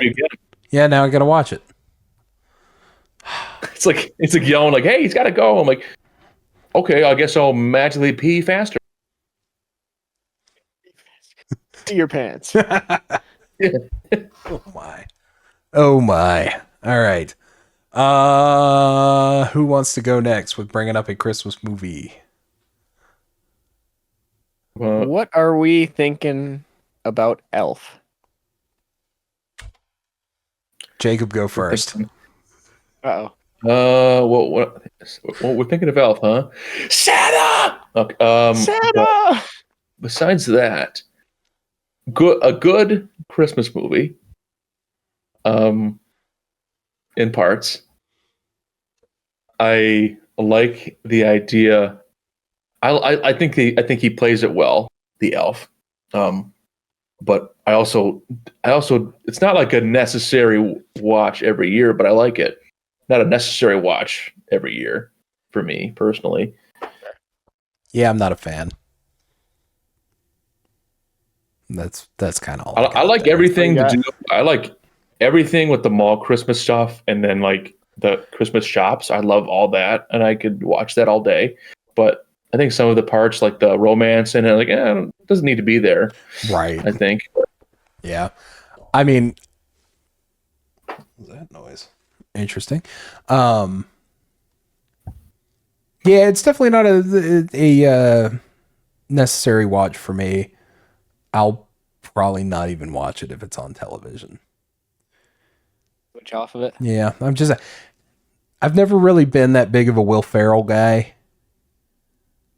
Respect the man, all respect. He was good in Night of the Roxbury.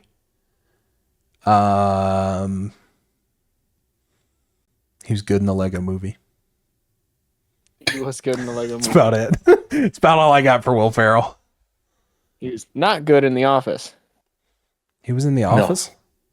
Mm-hmm. There's a certain point when I just stop watching The Office because I get bored. It's right around the Michael Scott Paper Company stuff. Like after that. Yeah, you're still a little bit off, yeah. Which that storyline is fun. I do like Pretzel Day though. Pretzel Day is an excellent episode. Pretzel Day? I like Pretzel Day. I relate to Stanley That so clock much is slow. sometimes. Oh. But yeah, Elf. Yeah. Elf is one of those where I'll watch it once a year and I'll have a good time with it. But at the end of the day, I'll walk out and I'll be like, especially in the third act. Yeah. I'm like, all right, I'm kind of over it. I can think of But 4 better Christmas movies. there's a lot of like fun moments, some really funny stuff that happens that I still quote. Indeed. But you know, it's okay. It's all right. It's okay. It's all right. Jacob, what Christmas movie do you want to bring to the table? Well, I have one. I don't know. Do we want to rip the Band-Aid off and do Lampoons already, or do you want to wait on that? You can do whatever you want.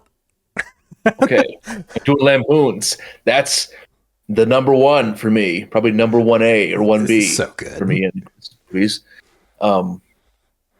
It's that's a guaranteed watch. Yes. For me, the cable that's version, like if you're with your family, because of the one scene. Yes. Where's the Tylenol? Right. Well, not even that one. I'm talking about the pool scene. Oh, is that cut out in the non-cable version? Yeah, if you're watching the cable version, they have to cut it out. And if you're watching with your family, you're playing on your phone during that scene. That is true. I actually kind of remember now that it was, but I've watched it both ways. But it is one of those where you look at your phone. Oh no, not like that.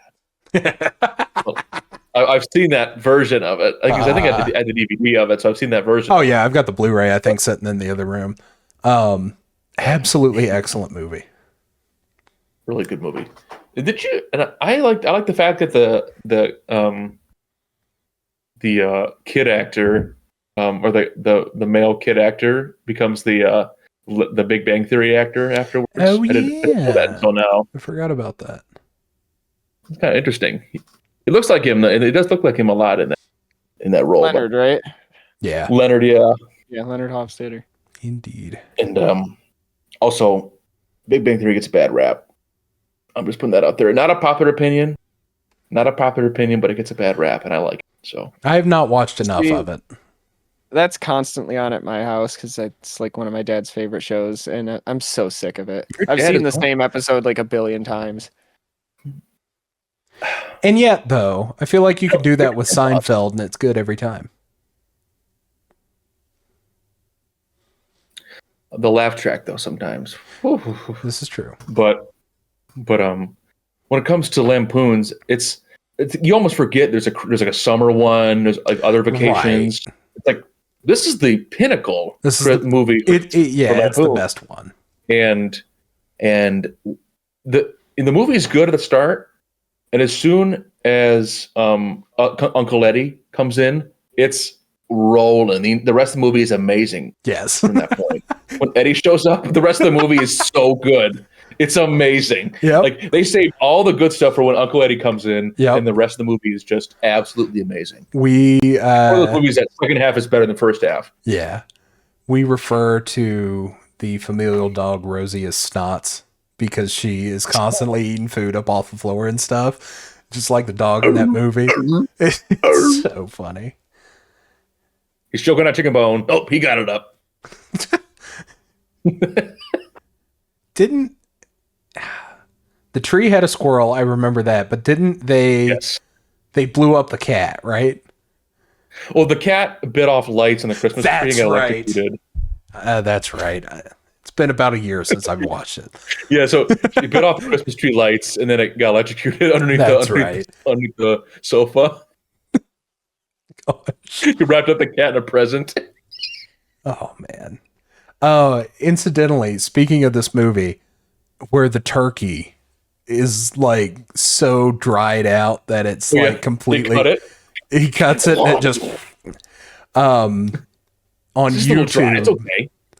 On YouTube, there's this guy binging with Babish, one of the bigger cooking YouTube shows. He attempted that, and I have yet to watch the video, but I've seen the thumbnail. I need to see that. I want to see it. I want to see how he does it. He takes a knife and cuts right in the middle, and it goes. Yep. It's so funny. Clark. Sorry, go ahead. I was going to change, so go ahead. I didn't notice during that scene, but you can hear people like crunching. It's like crunching sounds. Everyone's crunching. It's tough. Everybody's still trying to eat the turkey. You- Oh my. Clark with the lights is just the most relatable thing of just trying to get something to work and it just doesn't work. It's so funny. Joy to the world. Yeah. And of course his monologue at the end is amazing. Happy as punch up. You're right. Hallelujah. Merry Christmas. Where's the Tylenol?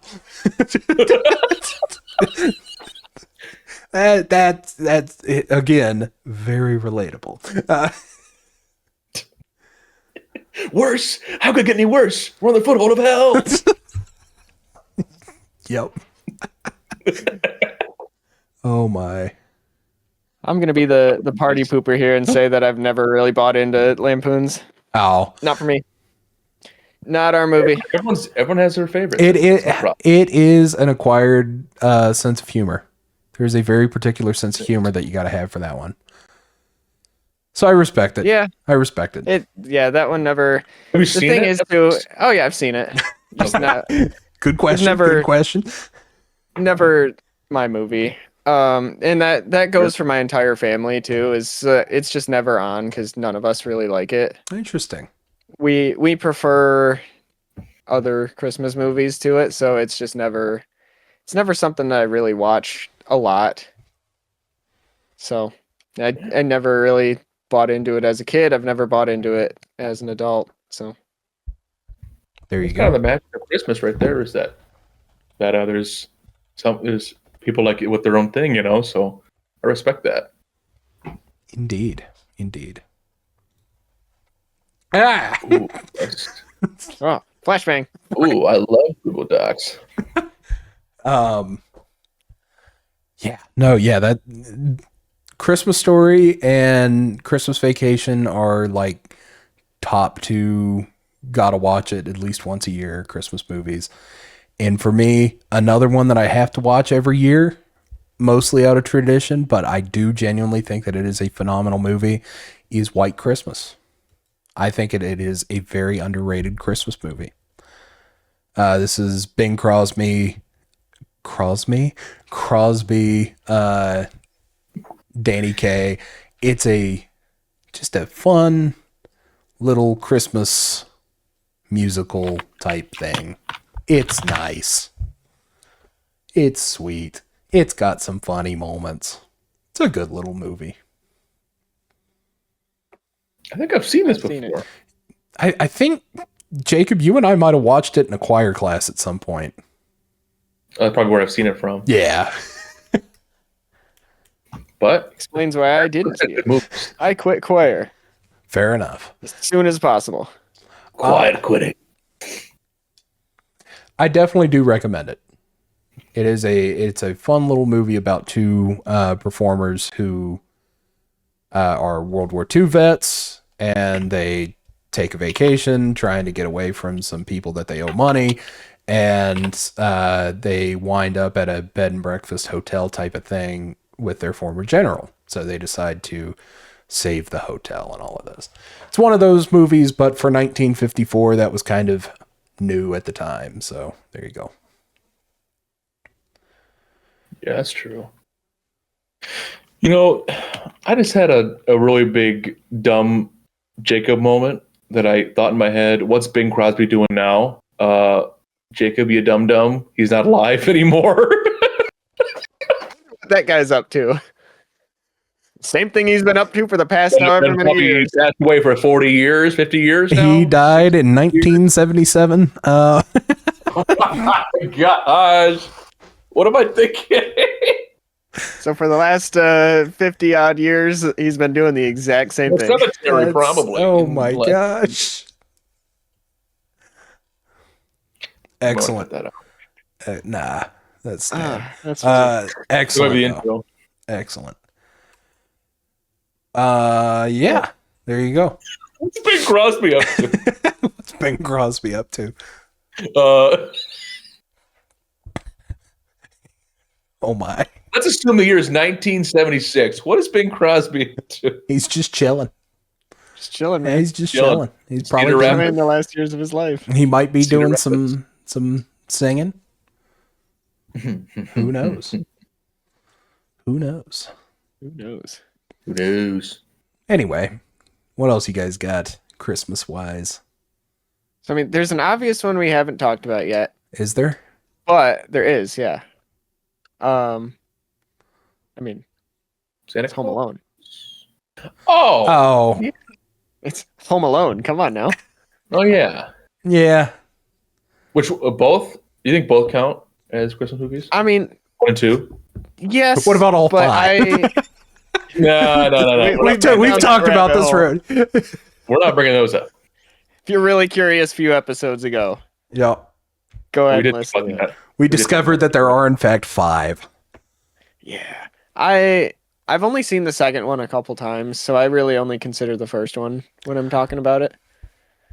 But And that the first one, I guess he is at home, so I guess that is a fair He is in fact or at his home, Home so Alone. that does count, I think. But Home Alone 2, I think Home Alone 1, the Christmas stuff is more memorable, but at Home Alone 2, like the robbing stuff is more memorable. Like the wet bandits are more memorable in the second one. The throwing the brick at oh yeah, that's great. throwing the brick down. That could get hurt like heck. Oh my gosh. It'd probably Or kill when he- you realistically. Probably does. Or when he like turns the sink on, electrocutes him, and he becomes a skeleton. good bit. Good. It's been a while since I've seen those movies. I kind of have nay opinion. So, they're all right. It's not on my list. Home Alone, the first one, is one of our movies, so we watch it There at you least a go. couple times every year. And yeah, it's fun. It's when the wet bandits are trying to break into the house, it's a lot of fun stuff there. A future reference too. Think about it. It looks like Home Alone. You can watch it in case somebody wants to watch the movies. Home Alone you can see on Disney Plus and Hulu. White Christmas I believe is on Prime. Looks like it's on Prime. Oh, it's on Prime. I might watch that a little bit later. On Prime. It's a good. I think that's what I'm going to do tomorrow while I casually put the rest of these shelves together because I need to get this darn office finished. Which I am filming a video for. Don't know if it'll make it to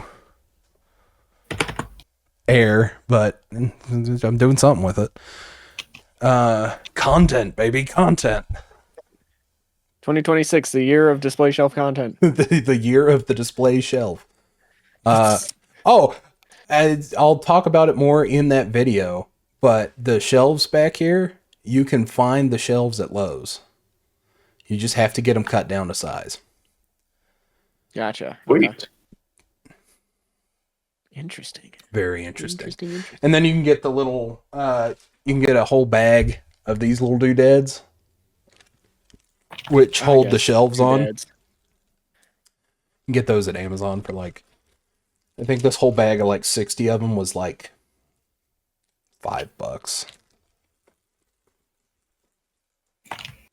Interesting. Very interesting. Interesting. Anyway, Jacob, what's the next Christmas movie you want to talk about? I think next the good one to talk about next would be the Santa Claus series of movies. Ah, I love with those. Santa Claus. What do we think about those? Love those movies.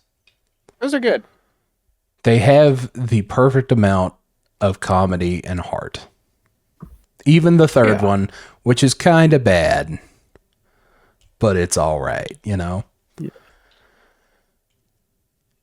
It got worse as it went on, but the first movie was good. The movie's good. But we're going from A tier, maybe C tier for the third one. So not bad, but it's not as good. But cute for a Christmas movie. If it's on TV, I might turn it on if I'm doing something else. Yeah. Just well, no, it's really really no complaints with those. Indeed. With the Santa Claus series of movies, besides just they drag on at the end, or at the end, like the third one, Yeah.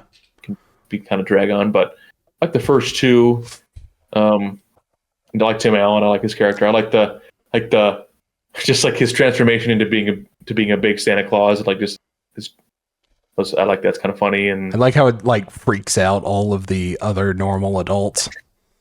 I always like that bit because it's like when you're a kid, you're like, oh, it's obvious he's becoming Santa Claus. No big deal. And then when you're older, you're like, yeah, I guess I'd be worried about him too if he started showing up to work and was gaining all that weight, you know? He's let himself go. Hey, Tim, you okay, buddy? Some help. What can we do? Can we take you to rehab? Looking kind of low, Tim. Feeling kind of low, Tim. Oh, man. Yeah. Oh, there's also another movie. There's also another movie that is important. Go ahead. Oh, Go ahead. I will defer. I can wait. I can defer. You will defer? All right. This is just a general discussion. Yeah, we are just kind of generally discussing, so go ahead and bring it up if you want. I was going to say, what do you think about the Polar Express movie? I think that the Polar Express movie is terrible. It's crazy. Two very different reactions. That's crazy. I think like this. There you go. You guys are terrible. We talked about so It'd be more different. Peel back the curtain. We were trying to record a couple days ago, but I fell into some massive technical difficulties that have since been resolved, obviously. And I mentioned that I had two insane hot takes for Christmas movies. One, I think that Elf is pretty so-so. We've kind of talked about that. Controversial opinion depending on your audience. I think that The Polar Express is a boring movie. I think that it's just, I don't know. The book is better. You can say that about a lot of movies. It's just weird. That's all I got. Wow. That's funny. Interesting. Yeah. How different takes. I love the music. And Polar Express is, and again, maybe I'm nostalgia blind because that's another one that I grew up with. Well, I grew up with it too, but now I'm looking at it and I'm like, it's an aggressively fine movie. I know I've said it already once, but like mechanically it's sound, it's sweet, you get the heart of it, but I'm looking at it and it's like, there's no soul behind the eyes of any of the animations. The animation's a little Some of it's a little weird. The Tokyo Drift scene is pretty cool, but that's about it. The rest of it, I'm like, the book didn't have this, so I don't think we need to. And I get it. Children's book, children's movie, whatever. I feel it's true that it says a children's movie, but I feel like if you ask children to watch the movie, I think the animation might kind of freak them out. The animation freaks me out. That one kid in the yellow shirt with the voice, he's my sleep paralysis demon, okay? Him and Mr. Peanut. That guy, I think he actually makes videos. Right. Yeah, that guy. Sleep paralysis demon for sure. I'm literally sitting there, it's pitch dark in the room, and I just hear, "Hey you," followed by Mr. Peanut enters the room, and Mr. Peanut. He just stands there taunting me. And then Chester Cheetah. No, Mr. Peanut because I'm allergic to peanuts. Anyway, there's the peel back. Oh, right. That makes sense. Yeah. That is a deep. That is the only account that I have blocked on Instagram. Anyway, Peanut. Yes. Is that true? Yes. Is that true? Yes. Hang on. I know that I have him blocked, but I don't know if it's the only one. Fact check here. Anyway, please continue. Hater. Please continue. True hater. Very important to the lore of Polar Express. What? Sorry, I've blocked a bunch of bot accounts, so that is not a factual that doesn't count. But real accounts, Mr. Peanut. He's in there. That's so funny. Screw Mr. Peanut. And the Peanut Mobile. Yeah. Like Wienermobile's phenomenal. Did you see the race? Yes. The Oscar Mayer. Excellent. Yep. Slaw Dog won. I could not be happier. Slaw Dog. Yeah, hot take. For anybody outside of West Virginia, coleslaw goes on a hot dog, and it's phenomenal. Be a whole other conversation, but I'm gonna let it slide. Yeah. We'll save that. We'll save Same that here. for food Jacob, talk you and I next are on week. the same boat here. What was that? I'm gonna let it slide for now. I'm gonna let you keep your opinions, even if they're. You've got to try it. interesting. You've got to try it. All I'm saying. Whole nother conversation. All I'm saying. That's for next week's edition. What did we call it again? Food talk. Food talk. DisplayShelf food talk. Food talk. Yep. Yeah. Let's see. Well, the music's great. I kind of like the story behind it. It is kind of creepy. Like the characters are kind of creepy in the movie. But I think as a kid I didn't really think that much about it. But if I watched it again, I might. This is weird. But that annoying kid, I think he actually makes videos of him dressed up and stuff, and I'm like, that makes it worse. That's even more worse. So, I just want to pose this question here. Other than Santa Claus, can you name any of these characters? No, because they don't have names. Do they not have names at all? Canonically, they. Yeah, All right, whatever. it's just main character, It's just guy, smarty pants. girl, little guy, asshole, and that's about it. Oh, and Legitimately, yeah. conductors and Tom Hanks. Aren't all of them Tom I was Hanks? gonna say, Yeah, they're all Tom Hanks. Isn't Tom Hanks the kid too? I think so. I think I so. might be wrong on that, but Tom Hanks. So do you reckon that he just got paid for the one job, or you reckon he got paid per role? it's a great Per role. question. If I ever get the opportunity to sit down with Tom Hanks, that's the first question I'm asking. So, in regards to your contract for the Polar All Express, right, I have to ask: did you get paid per character? Did you get a Santa Claus fee? Did you get a different fee for the guy on top of the train, the ghost? What was he? What was his deal? he just was. Was he real? I don't know. Was he just a? Was he a? Seeing is believing. Was he a hallucination of the kid who was stuck in the cold at that point?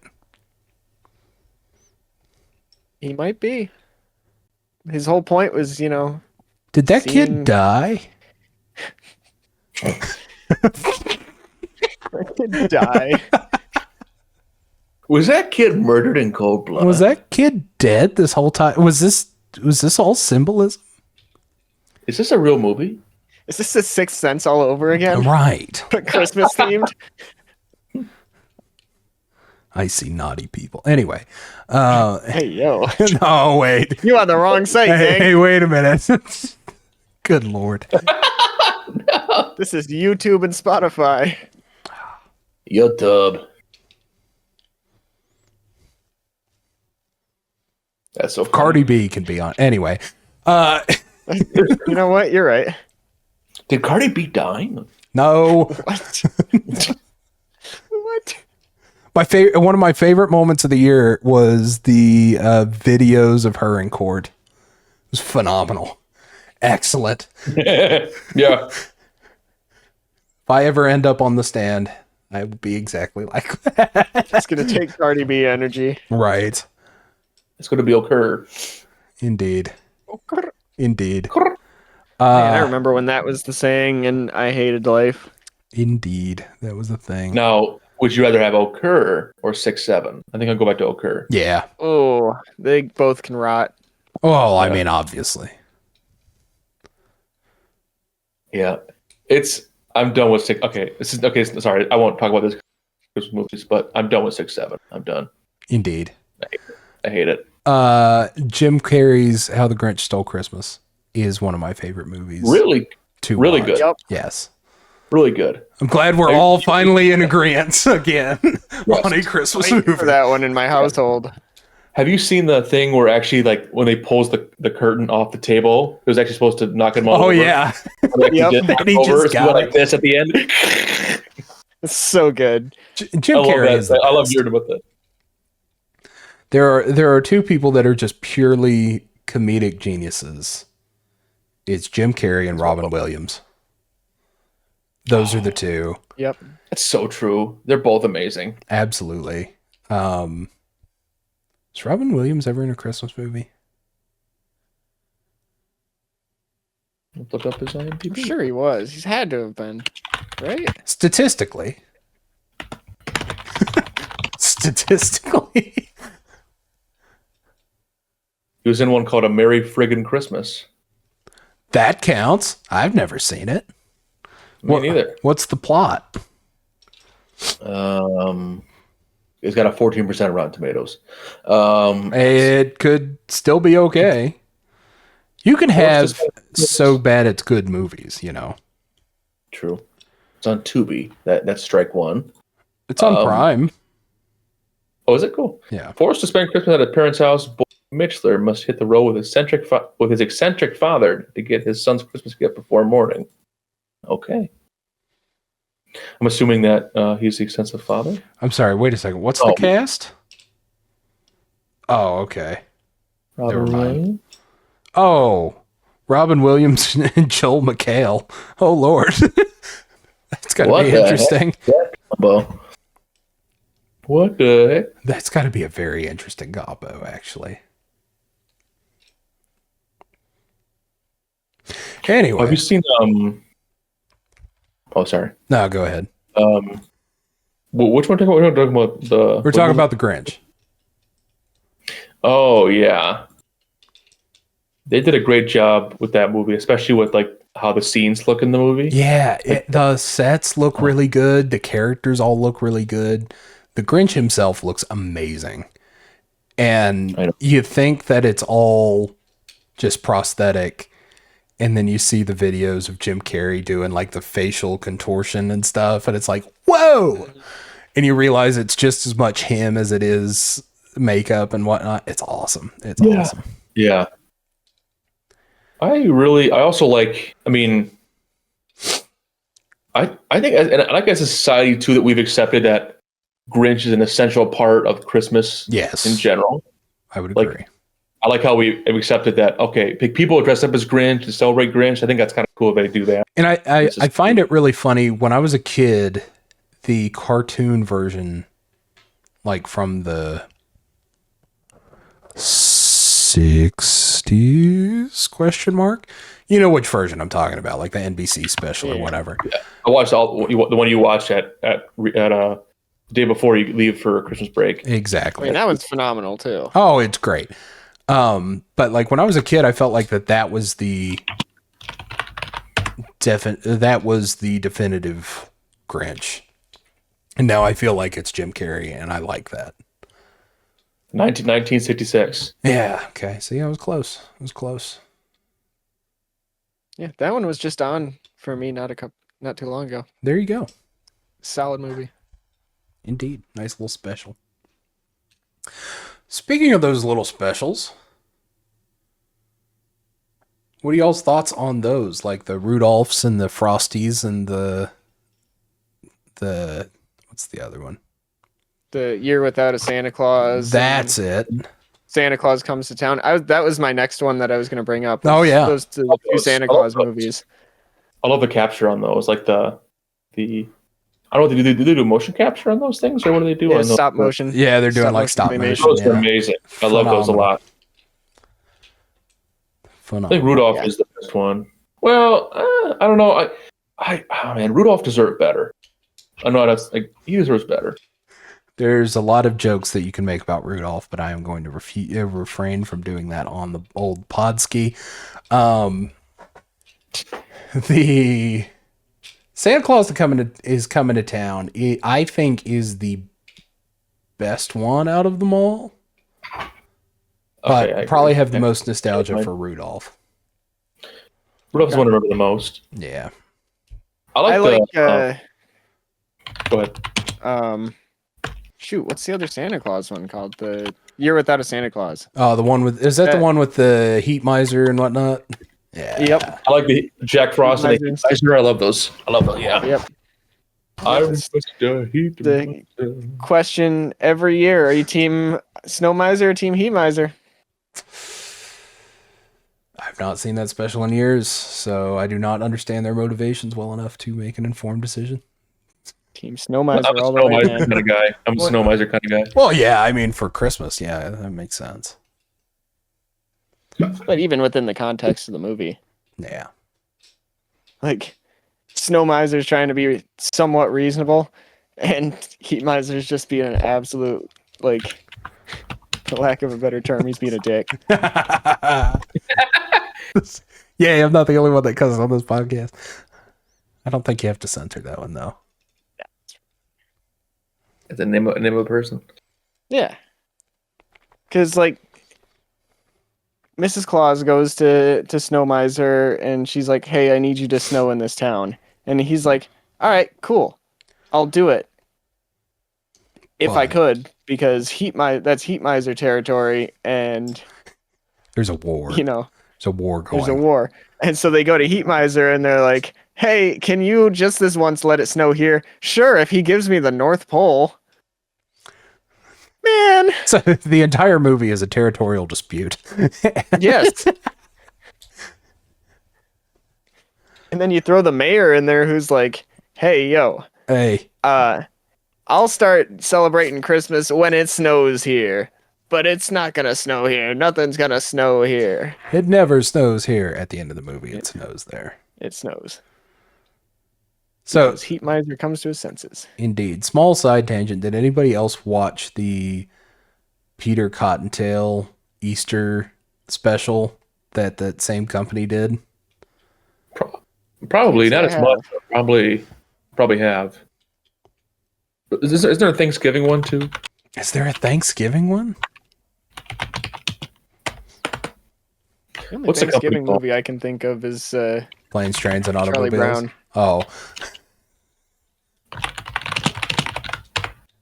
Oh, Charlie Brown. How did we forget to talk about Charlie Brown? Yeah, Charlie Brown. Charlie Brown. It's so good. It's a classic. It is a classic. That tree. I love that tree. And my favorite part about it is that it's got so much heart and it does so much in 30 minutes. I know I go on about how short, I like how some stuff is short, but if you can get in, get out, get your stuff in, excellent. You know, the entire series of Charlie Brown's probably be an episode of its own because of how much good there is in that. This is true. I mean, Halloween's the best one when it comes to Charlie Brown stuff. Yep, the Great Pumpkin Patch. Pumpkin. Banger. That was the best one. I got a piece of candy. I got a quarter. I got a rock. But the Christmas one is really good too. And that's the one where they do like the right too. Like they're doing the dance in that one. Is that the Christmas one? Yeah, the dance. Yeah. Like the dance. Like I remember like all the dancing things. Like the Snoopy dance, and man, I love those dances. It's so funny. Stop! All of you, you all stick. Oh, that doesn't happen in the movie, but I like that. I like the. Then I just like I do like the Halloween one as well. I do like the Christmas one a lot.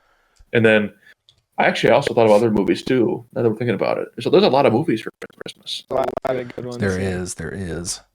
I know that there was what about the areas? Go ahead.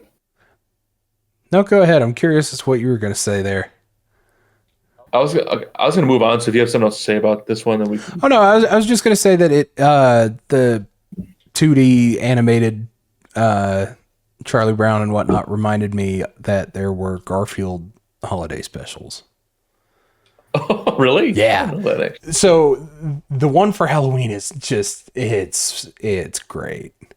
Like it is like good Garfield content, and then so is the Thanksgiving one. I don't remember what happened in the Christmas one, but I remember that the Thanksgiving one, the basic premise is John's mom or Garfield's grandma, whatever you want to call it, comes to cook the Thanksgiving dinner because John messed it up and is trying to impress the vet, right? And yeah. And so she's just like cooking away in this whole thing, and she's moving at 1,000,000 miles a minute, explaining to Garfield how she's going to cook his dinner.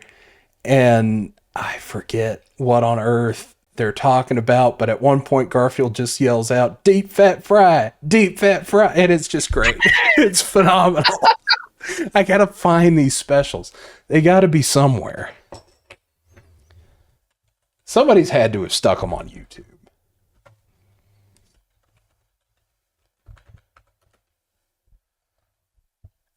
Yeah, see? There we go. Where can I find it? Tell me where to find it, IMDb. It is streaming on the Roku channel currently. Perfect. I'm going to watch it after this, actually. Ooh.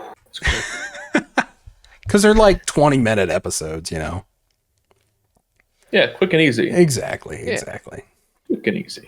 Anyway, what were you going to talk about? I was going to say, what about the various... Oh, actually, I have two thoughts. One is, what about the various iterations of Christmas Carol? Oh, Muppets Christmas Carol is the best.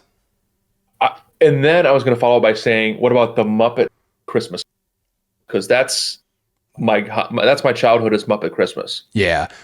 Somewhere, I forget if it's at my parents' house or if it's in the bucket over there, I have the John Denver and the Muppets record. It's phenomenal. Love Muppets Christmas. But so good. Yeah, but the Muppets Christmas Carol with Michael Caine as Scrooge is just phenomenal. Yeah, because he's taken the whole, and you can read interviews with him, and he's like, I just treat them like any other actor. He's taken the entire thing so seriously, and it's just phenomenal. Oh man, but that is always a good one. What are you guys' thoughts on the CG animated Jim Carrey one? I like that one too, actually. I thought that one was good as an adaptation of the book. Mm-hmm. It took me a second to remember which one that was. Shows you how long ago it was that I saw it. Yeah. So I don't really even have thoughts about it because I barely remember it exists. It's freaky, but the book is kind of freaky, you know? That's kind of the whole point, is that they kind of scare Scrooge into not being a dick. That's what it is. That's what it is. There's also a bunch of Mickey Christmas stuff too that I always watch as a kid. Yeah. Once Upon a Christmas, the one with the harmonica and whatnot, is pretty. Yeah, Once Upon a Christmas, Twice Upon a Christmas, and then other ones too, I think. I remember that one vaguely. I think we had that on DVD at one point. Also, Johnny Depp is set to play Scrooge in a new Christmas Carol. What? I do kind of remember hearing about that, yeah. That's news to me. Why would Johnny Depp be Scrooge? Why would he be Willy Is Wonka? Tim Burton directing it? Gotta be. By Ty West.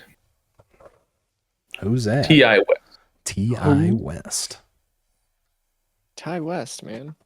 Oh, so it's going to be a horror adaptation. Ah, okay. That makes sense. There you go. That makes sense. Can you really go all horror with the ghost of Christmas Present, though? No, he's like a jolly guy. He's like a jolly guy, but he's showing the horrors of Christmas Present. That's true. I don't know. That's true. I don't know. It says November 13th, 2026. All right. So look forward to next year. Well, I will probably not see that. It's all right. I've already got my version of A Christmas Carol. Oh, aren't the in the Muppets one are guys that's his mic is completely cut out, but I believe that he's making the comment that Jacob Marley is played by Statler and Waldorf. I love that. It's phenomenal. That's the best part of the movie. It's excellent. It is absolutely excellent. Oh, well. Is there any other Christmas adjacent things that we feel like we got to bring up? Die Hard? Does that count? I'm counting that. That better count. You better count it. Have a confession. I have never seen Die Hard. I have a confession too. I saw it for the first time last year. Wow. Good movie. It is a good movie. But it counts as a Christmas movie. I mean, because the central theming surrounds Christmas. He's there because it's Christmas. It's a Christmas movie. Perhaps.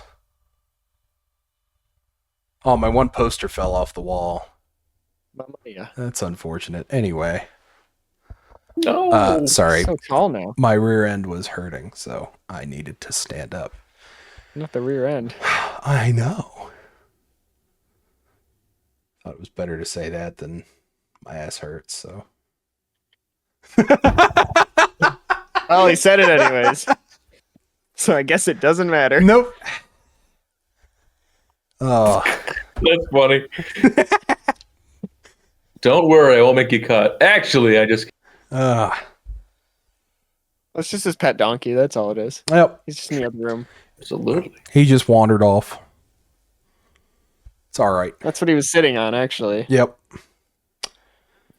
That's why he has to stand now, because the donkey's gone. He's got nothing to sit on. Yeah, my ass was quite uncomfortable. Ring-a-dee-ding. It's Dominic the donkey.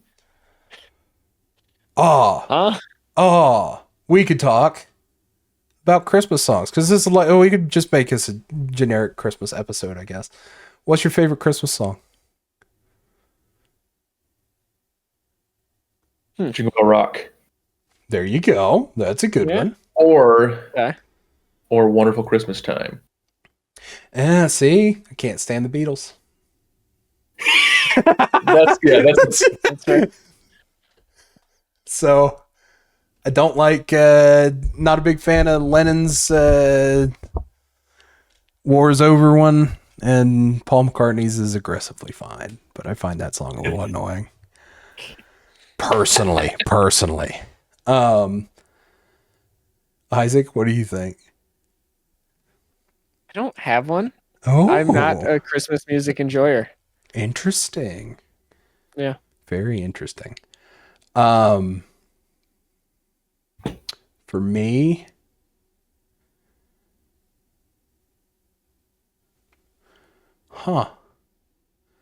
Santa Claus is Back in Town is a really good one. Specifically by Elvis. That one's really Coming good. to Town or Back in Town? Back in Town. Back in Town. Oh, Back in Town. Yeah. Okay. Pretty much anything Elvis Christmas, I dig it. He does a really good rendition of Blue Christmas is excellent. I like that one. That one's always really good. He does a really good rendition of A Little Town of Bethlehem. He does, huh? He does a lot of good like gospel stuff. You know, it's Elvis. True. Merry Christmas Baby from Otis Redding. Excellent song. Dolly Parton's Hard Candy Christmas. That one is always very good. Alan Jackson's Away in a Manger. Anything Bing Crosby. Oh, Bing Crosby. Sinatra, Crosby, Deep Martin, the Sinatra. What popped Martin. Isaac there? Crosby. Oh, yeah. That's what he's doing. He's singing Christmas songs for eternity. Anyway. I get it. The Crosby name was Friday. My. Oh, brother. Oh, this my. Guy stinks. This guy stinks. Oh, my. I'm trying to think of more Christmas songs. But I am coming up dry. Say what? Hey now. Chill. There's my Christmas playlist. What's on my Trans-Siberian Orchestra.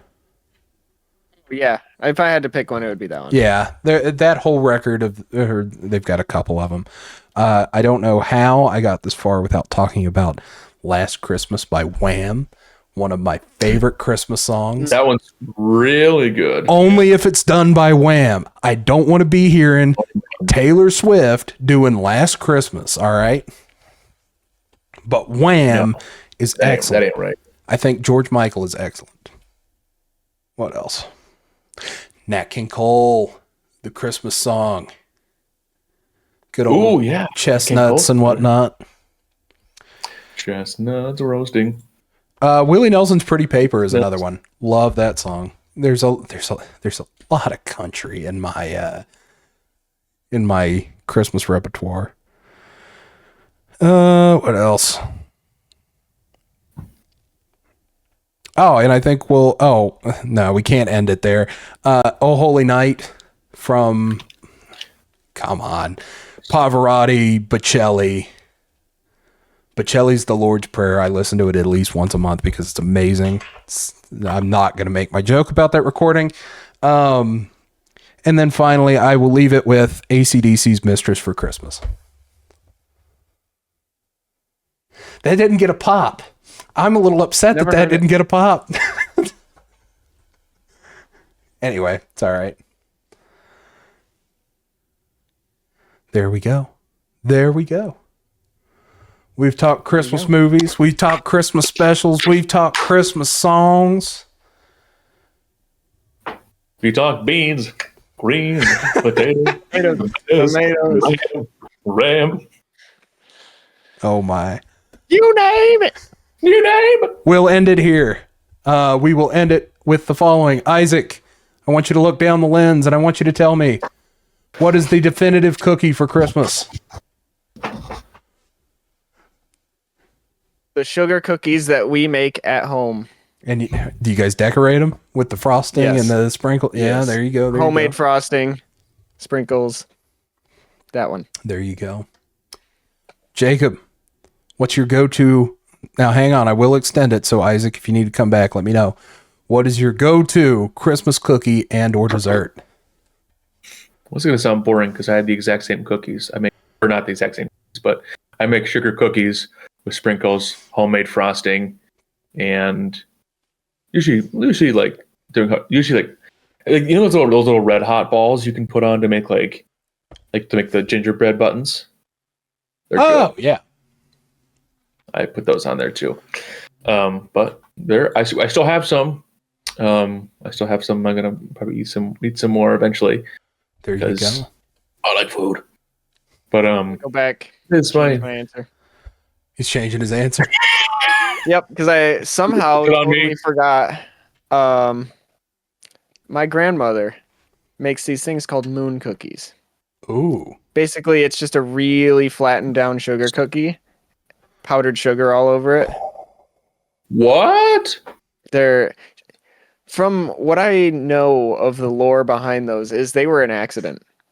Oh, I love when that happens. And now they are the definitive dessert at our family Christmas. Oh, that's awesome. Love when that happens. Shout out moon cookies. They make a mess, but they're delicious. All good things that are worth eating make a freaking mess. That's how it goes. I have to shout out a couple of things. I know exactly where your brain is. Shut up, Isaac. I know exactly where your brain is, Isaac. I know what you're... In the meantime, in my pantry at this moment is 2 bags of Betty Crocker Snickerdoodle mix. And I'm making them this weekend because I love a good Snickerdoodle. Snickerdoodles? Right? Yeah, man. So Snickerdoodles are really good. Mom makes a Christmas cake cookie, which is like, she takes Christmas cake mix, makes it into a cookie. It tastes like the McDonald's holiday pies. Excellent. But every year, really? Everybody in the family loves these cookies that she makes. They've been passed down through the family. It is the Christmas Kiss cookie. So what you do is you take your cookie. It's like a sugar cookie type of deal, but it's got traditionally, like when my great grandmother would do it, it would be pecans or some kind of walnut or something like that. I have food allergies, so we use pumpkin seeds. So that gets crushed up and mixed in with the dough. And then the dough surrounds a Hershey Kiss. It gets baked and then topped with powdered sugar. It is the best thing ever. I've had those. I've had with the Hershey Kiss on top. I've had those before. Those are good. No, these aren't on top. This is like, it is a ball. It looks like a snowball. It is like surrounded. Oh, really? I've had it where like it's like a cookie, and then you put like a Hershey Kiss right in the middle. Oh yeah. It's a similar concept. I'll have to see if she can make some, and I will. That's cool. I will get them to you one way or another. Thank you. Cool. We'll see. I can't make any promises though. Mom doesn't listen to the podcast, so she doesn't know that I'm aware of. Anyway. That you're aware of, yeah. Oh. At least not this deep into it. Not this deep into it. We're 2.5 hours in. So it's not bad. Yeah, so not this deep into it. Well,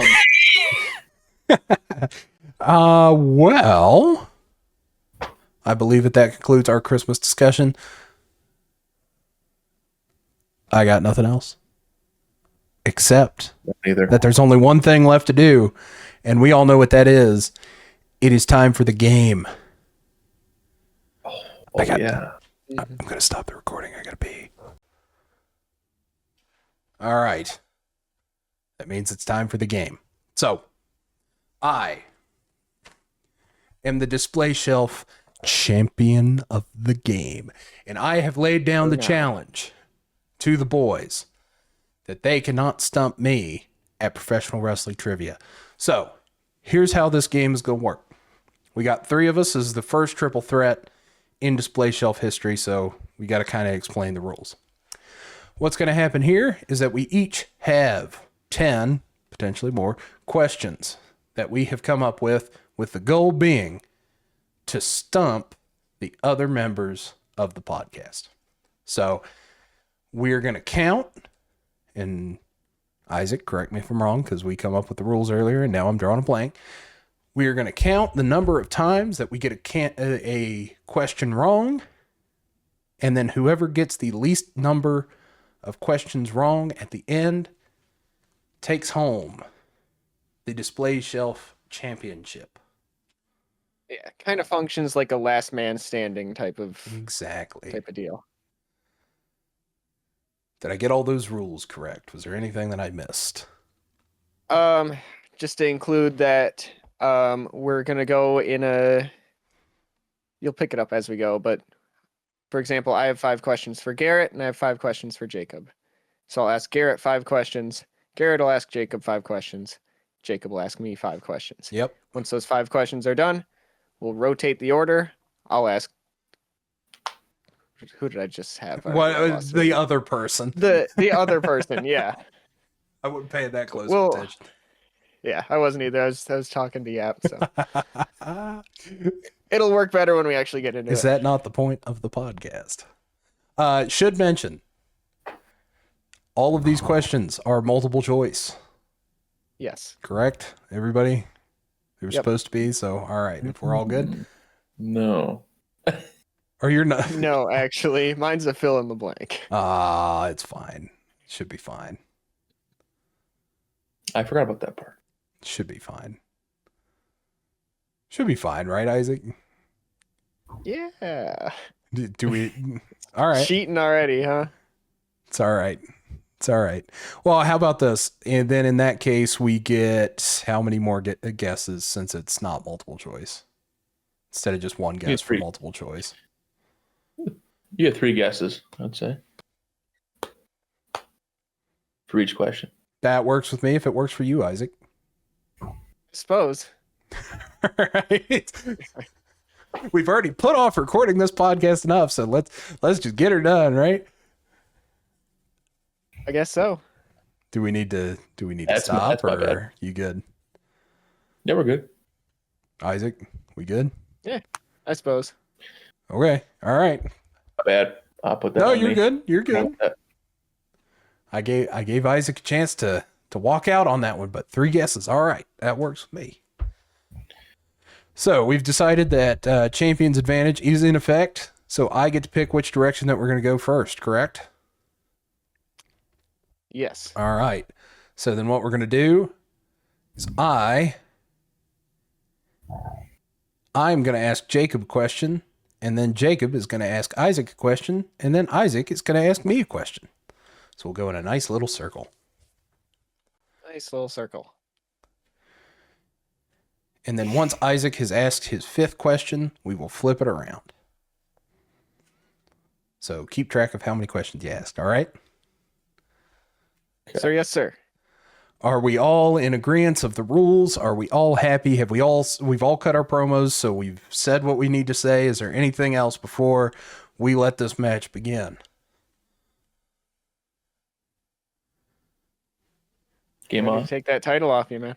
If that's the case, ring the bell! All right. Jacob. Question number 1. While the WWE recognizes 16 of Ric Flair's world title wins, how many times has Ric Flair actually held a world championship? Is it A, 17, B, 18, C, 19, or D, 20?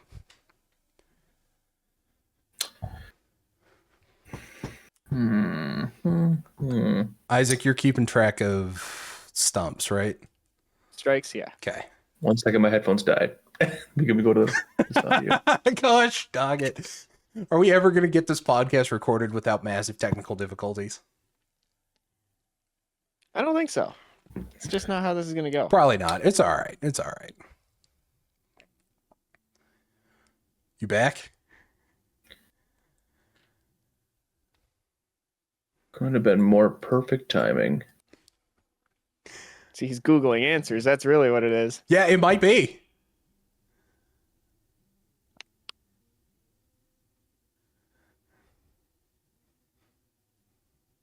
Although we haven't heard the keyboard smash, so... This is true. Oh. Oh, there it is.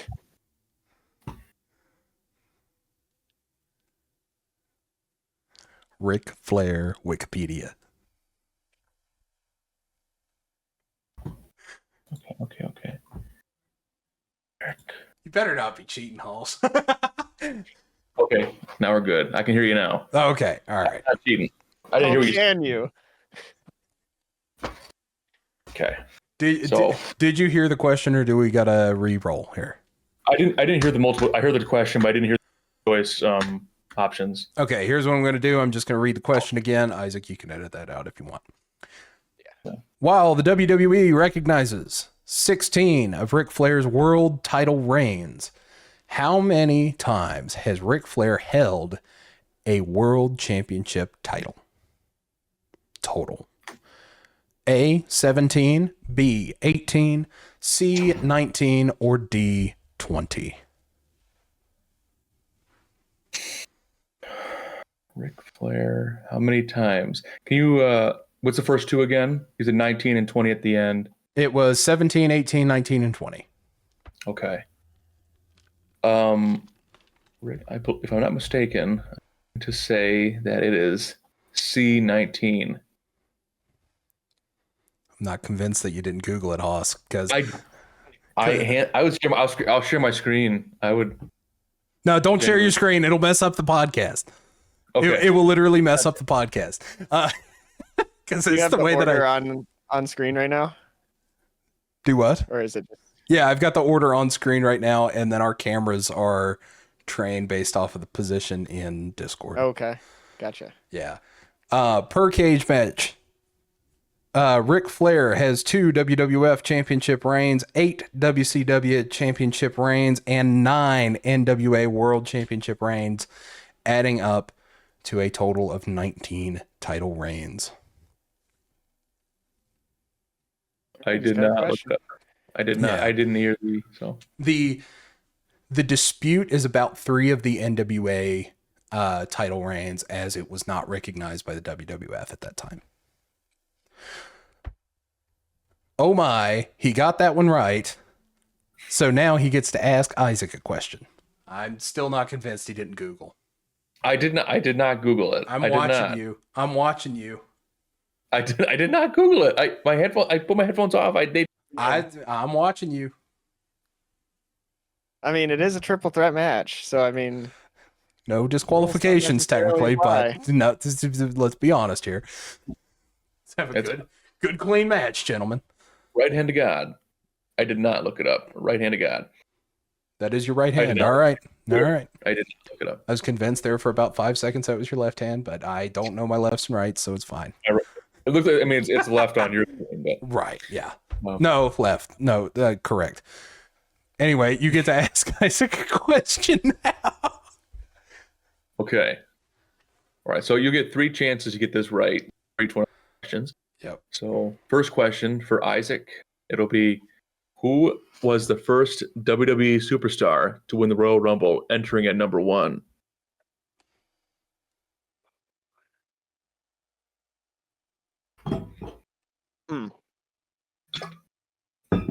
wasn't Rhea Ripley, was it? 'Cause that's a Strike little one. recent. Yeah. Strike one. Unless is that your first answer? Yeah. Well, I mean, Well, you already said it. So, Strike one. so actually, no, that's not my first answer. Strike one.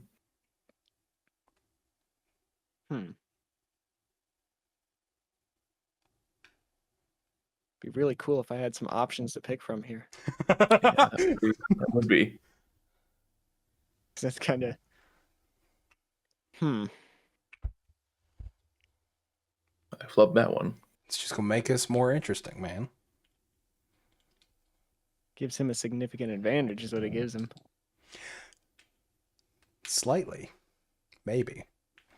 I'll give you 4 chances. 4 chances. No. 3. 3's good. 3 was established. 3 was established. Bell rang. I'm trying to make it more fair. I think 3's fair. This coming from the guy that knows the answer to this question. Or I think I know the answer to the question. I have educated guesses.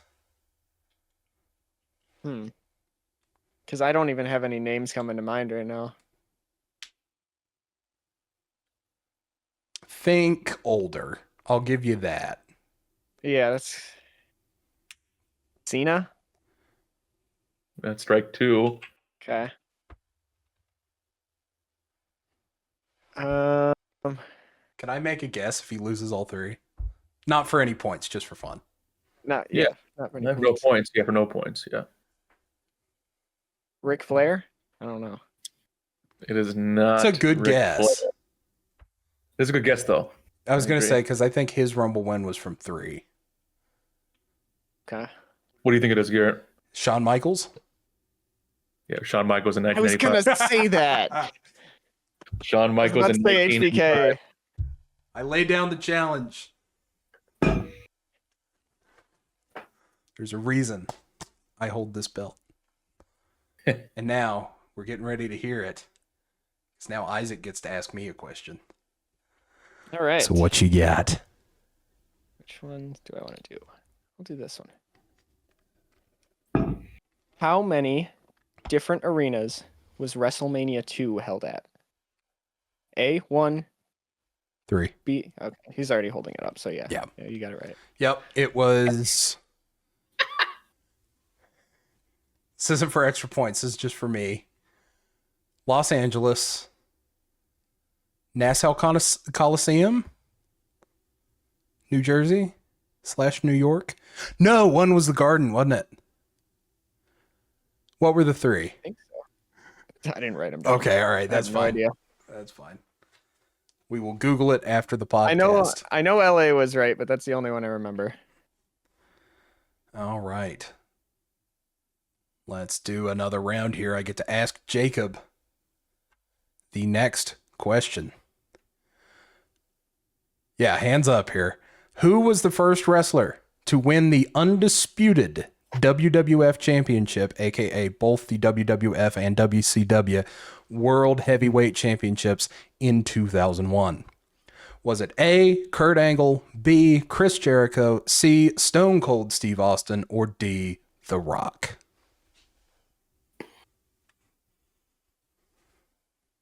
2001.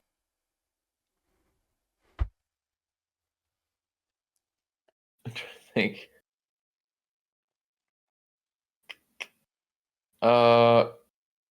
B. Chris Jericho. Oh my gosh. It is Chris Jericho. Wow. Oh man, I've got to run for my money here. This is when things start getting interesting. Jericho defeated both Steve Austin and The Rock for both championships in separate matches at Vengeance 2001.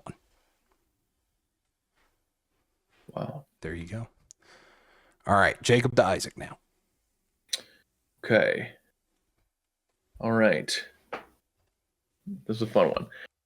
Who has, or let's see, how should I phrase this question?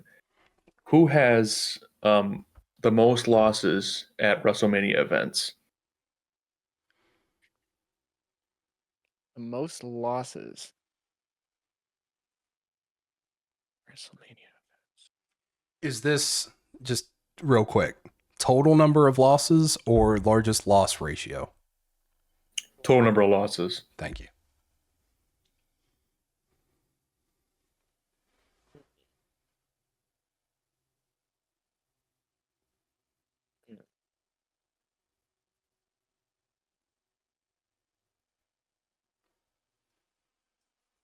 I feel like it's right in my face, and I have no names coming to my head right now.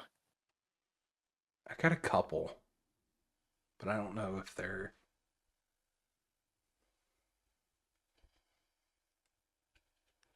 So total losses at WrestleMania events.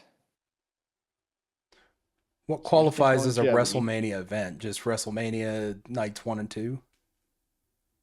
Yes. Okay. Yeah, WrestleMania's nights 1 and 2, and they lost the most amount of times throughout all the WrestleManias. All right.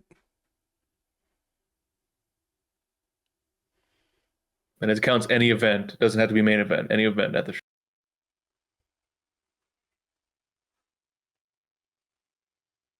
It's not right, but I'm gonna throw a curveball and say Seth Rollins. Rollins. That's strike number 1. Yeah, Seth I didn't think that was right.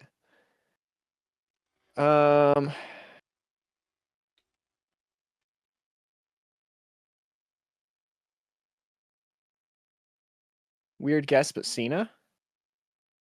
That's strike 2. Yeah. Dang, I feel bad. I wish I could give hints. Feel bad. You could. Can I? That would help.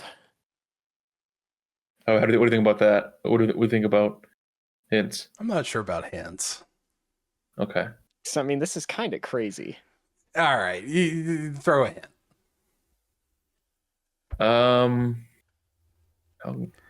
How good of a hint do I want to give here? Alternatively, can I give him a guess? Like that counts for his point if you guess. Like, right? because you are on the third, aren't you? So if I feed you bad info, yeah, go ahead with a hint. Okay. He's very involved in the company.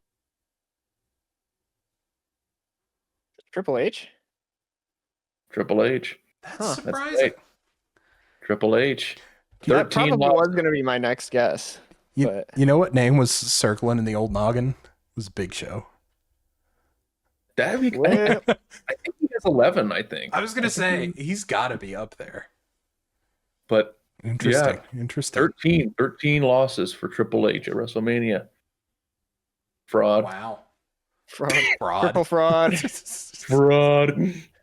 Okay, so before we move on to my question, let's just address how do we want to address hints from Jacob going forward? Should it be on the third guess? Yeah.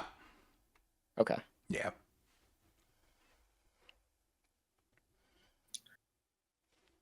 Okay. I guess that moves to me, doesn't it? Yep.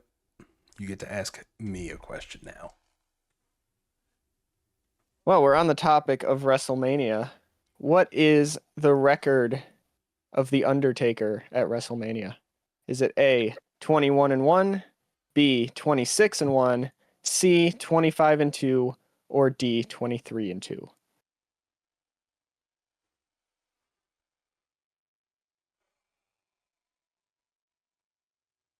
I'm going to do a little work in here, all right? Take your time. At the end of the Lesnar match, it was 21-1. The next year with Roman, he lost 21-2. That was at 30.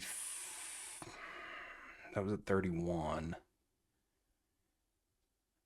He didn't have another Mania match until Cena at 34, which he won, so 22-2.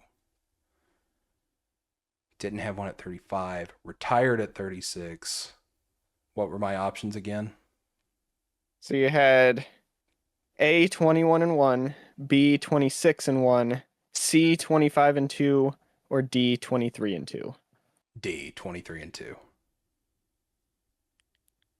And No! What was it? 25-2. 25-2. No. What were the other matches? Well, so it wasn't back-to-back losses. He didn't lose back-to-back Brock and Roman. There were a couple in between there. Was there? Interesting. There was. Was that the Bray match? Again, you're asking me details. Okay. I just have what's written down.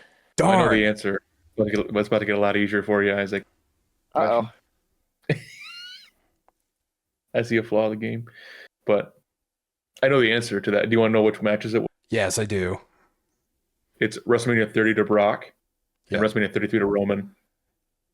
Yeah, but what happened at 32? I'm trying to remember.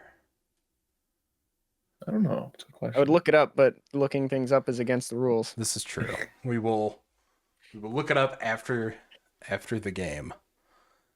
Oh my gosh. Okay, so As we stand through 2, I have 1 strike, Garrett has 1 strike, Jacob has 0 strikes. that's impressive. That means that I have to pull out some big guns here. I'm rolling through my questions. All right. Jacob. According to reports, including potentially Dave Meltzer, what was the legitimate... Sorry, I wrote this one down wrong on my thing, but I know what it is. What was the legitimate middle name of the British Bulldog Davy Boy Smith, according to reports? British guy, David Smith, shoot name. What's his shoot middle name, according to reports and Wikipedia? Is it A, James, B, Thomas, C, Smith, or D, Boy? I'd be surprised if it was D. His actual name? Yes, actual middle name. Oh, middle name. Mm-hmm. Bearing in mind that his actual name is David Smith. I can read the options again if you need. What was this? Was last name Smith? Yes. It's okay. David Smith would be crazy. So I think I'm going to look at that one. David Boy Smith. What's the other two? David Boy Smith, David Smith. James and Thomas. David James Smith, David Tom Smith. Thomas. Oh, David Thomas Smith. Yes. I'm going with that one. David Thomas Smith. That sounds right.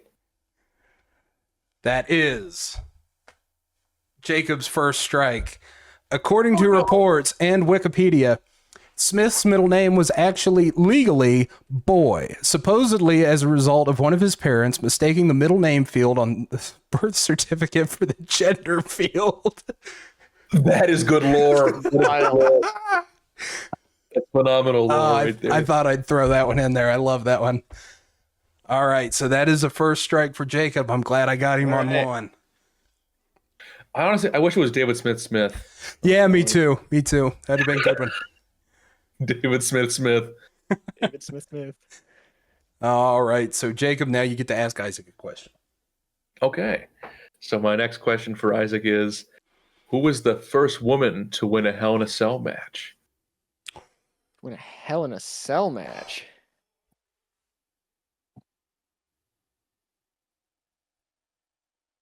so close to a question that I would have known the answer to. But I've got a guess.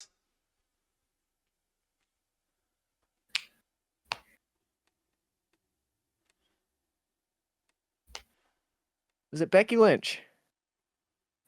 That's strike number one. It's not Becky Lynch. Okay.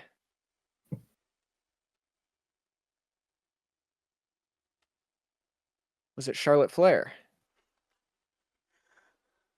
Well done, sir. Was It is it? Charlotte Flair. It was defeating- those two, I think, right? Charlotte Flair defeating Sasha Banks in Oh, 2016. Sasha Banks. I was going to okay. say, I thought that I knew Sasha was in that match, Well done, sir. Well done. but I thought she won. I was wrong. Oh, no, that makes sense because Sasha had this run where she would win the title on television but never be able to retain on pay-per-view. Oh. No, that's fine. Man. All right. That brings it to Isaac. Asking Indeed. me. Here we go. All right. At Triple H's WrestleMania 30 entrance, which one of these women were not involved? Okay. Not, keyword. Yep. Is it A, Alexa Bliss, B, Sasha Banks, C, Charlotte Flair, or D, Lacey Evans? It was D, Lacey Evans. It was D, Lacey Evans. Yeah. Yep. She didn't show up in NXT until years later.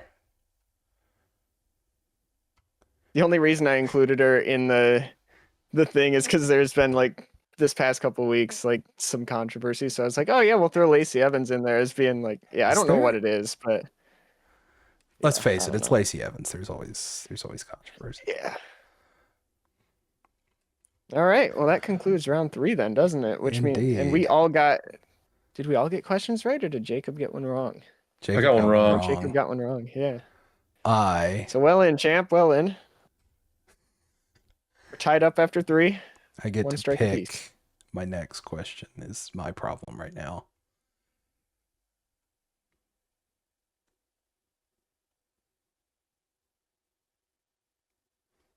Jacob, Mhm. your next question. The Miz has held the WWE Intercontinental Championship 8 times at time of recording. Only one behind record holder Chris Jericho. Who defeated him to take the IC title from him last? So the last time he held the championship, who took it off of him? Is it Ooh. A, Finn Balor, B, Bobby Lashley, C, Seth Rollins, or D, Dean Ambrose? Huh. Okay. It's a good one. The Miz. The last time The Miz lost it. Yes, who did he lose it to? I don't think it's Dean Ambrose. I don't think it's Lashley. I don't think so.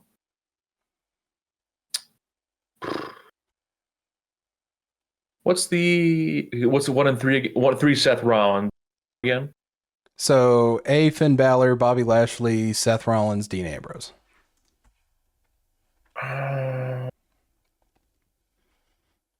Finn Balor? A, B, Finn Balor? You said A, Finn Balor? Yes, yeah. That is your second stump, my friend. Did not know the answer to that one. Seth Rollins defeated The Miz and Finn Balor to win the IC title in a triple threat match to open WrestleMania 34. Oh, that's what I'm misremembering. Yeah, you're See, you got to throw it in. Hey, Finn Balor had to be in the answers. There's a method to Yeah. the madness there. There's a method to the madness. that's well done. Thank you. Dang it, I should have known. I tried with these. That was good. That was well done. It's my turn for Isaac, I think. Yes. Okay. Well, I think you might know this answer, but what is the Undertaker's overall record? Oh, hang on, though. Overall record where? His overall record at WrestleMania. That's not fair. If I had to guess, Hang on. I call a flag on the play. Now, this We don't think about this. I was wondering if this was going to happen if one of us would end up with a similar question to the other one. In this case, the exact same Right. question. What do we do in this scenario? Give you a free point, I guess. I don't know. No. Wait, hold on. Let him cook.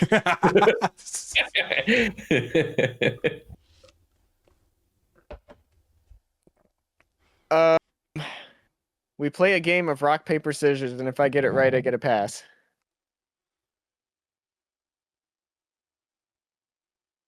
Yeah, okay. Throwing something out there. It's fine. Works with me. I shit. I about died on Pepsi there.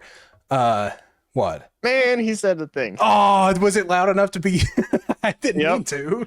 Sorry. I didn't think it was audible.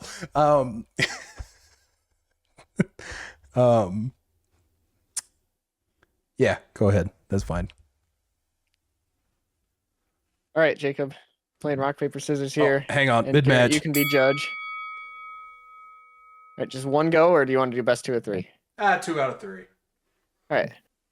Ready? Rock, paper, scissors. Hold on. Hang on. This guy throwing. His leg. Hang on. I'll throw the rules out. The rules of rock, paper, scissors are as follows.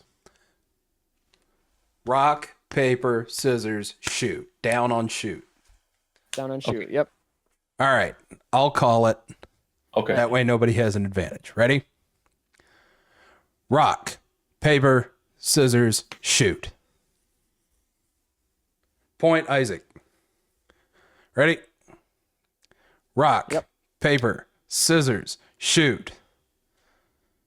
Point Jacob. Tell him No, wait, point Isaac. No, Isaac won. Tell him to bring me my money. All right, so Isaac doesn't get dinged for this. That's how this is going to work. Yep. All right. Yeah, I wondered if that was going to happen. It's all right. It's all right. So Yeah, Isaac. that was one that I was like, oh yeah, someone's got to ask that. Yeah. I had to make sure I got it out of the way early. All right, Isaac, what you got for me? All right. Where was the first WWE pay-per-view located outside of the US? Is it A, London, England, B, Toronto, Canada, C, Birmingham, England, or D, Manchester, England? Not in Birmingham, we don't. Pay-per-view? Pay-per-view. London, England. Because it was SummerSlam in correct. Wembley, right? It was SummerSlam 1992. Yep. Bret Hart versus British Bulldog. Yep. Great Road Warriors All match, right. too. So that's round 4? Yeah. Yep. That's round 4. So we got one more round in the current thing, and then I get to ask Isaac questions. Yes. Great. You seem to be really looking forward to that one. At least I'll get multiple choices on this one. This is true. It's true. All right. Whose go is it? Is it me? You. It's It is me. you, yes. Um, Looking for? love that song. Jacob, according to Cage Match, how many matches has Jade Cargill had in professional wrestling at time of compilation? Oh. Which was about a week ago. But we kicked the. Is it A, 101, B, 134, C, 178, or D, 204? This is all of the matches in her entire career. Is counting live events? Yes. Anything that's on Cage Match. Okay. Yeah, so pinch assault, no training matches, stuff like that. Whatever shows up on Cage Match, that's what we got. I'm gonna go with B134. My gosh, I am not convinced that he is not Googling. That is correct. If I may, I was also going to answer that same way. Okay, interesting. So- Interesting. Just to back him up. All right. The inaugural TNT champion and current WWE Women's World Champion has competed in a total of 134 matches between AEW and WWE with an 83.6% win rate. Oh, that's quite a good. lot. Quite a lot. All right. Now Jacob gets to ask Isaac. Indeed. Okay, my final question, Isaac. What was the year the brand split began, the draft lottery? Oh, I know this. Between Raw and SmackDown? Yes. Okay. The first one, right? Yes. Okay. First.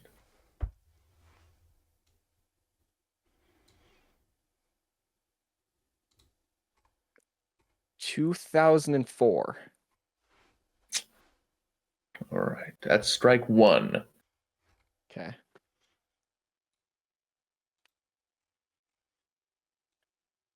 Something was bopping around my floor. I heard it. I was like, what in the world? Okay. Bump a year up, 05? 05. That is incorrect. I think for a hint for this one, I'm going to say you're heading cold. Head cold, okay.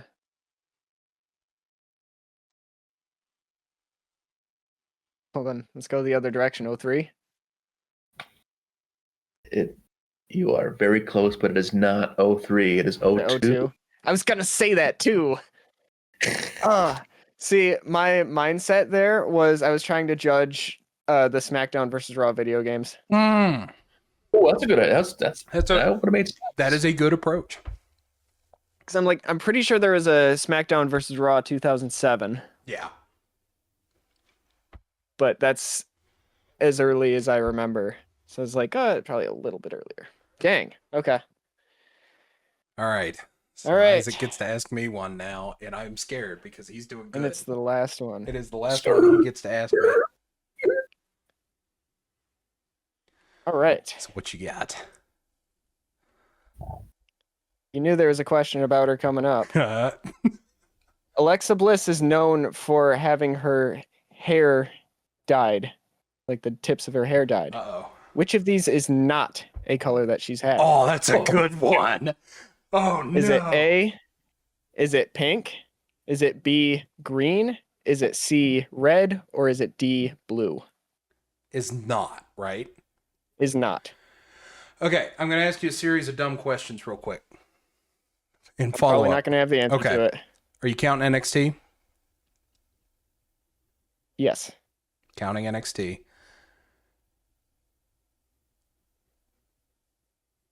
Are you counting appearances of the color in the hair in general, or both sides have to be that color? I'm going off of what I was told when I looked it up. Easy enough. Run the answers by me again. Pink, green, red, blue. Green. Green is correct. All right. I was gonna say I can't picture. Because she had the. Can't picture her with green hair. Yeah, someone did a fan edit of it. It didn't look right. I was gonna say I don't think it would look right. Yeah, but the pink, obviously, that's what she's rocking now. Yep. The red. I mean, I was a little bit worried when I showed off the Funko because she's got the red hair. Yeah. In the Funko. And then the blue was like a Harley Quinn, right? I think she did it like that. She also had it in her cheerleader gimmick, I think. Oh yeah. And then she had a SmackDown, like it might have been for a Survivor Series SmackDown. But yeah, there's never been green. There you go. There you go. All right. That brings us to the end of round 5. Isaac, where are we at? All right, so you are at 1 strike. Jacob is at 2 strikes, and I am at 2 strikes. So currently, Garrett retains his title. However, there's still a whole half of a game to play. There is another whole half of the game. In this case, we're going to go around the opposite way. It's going to be me asking Isaac, Isaac asking Jacob, and then Jacob asking me. All right. Isaac, are you ready? Ready as I'm going to be, champ. All right. According to Jim Ross and Jim Cornette, Vader and Yokozuna were sent to a weight loss clinic at Duke University. Which of the following allegedly happened? Is it A, they got into a fist fight, were thrown out? B, they each lost 100 pounds? C, they were caught selling candy and food to other people in the clinic? Or D, they gained weight because they were sneaking out for fried chicken?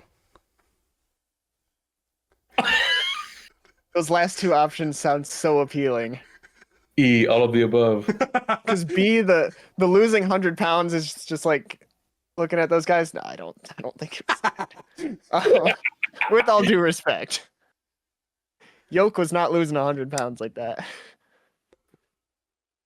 I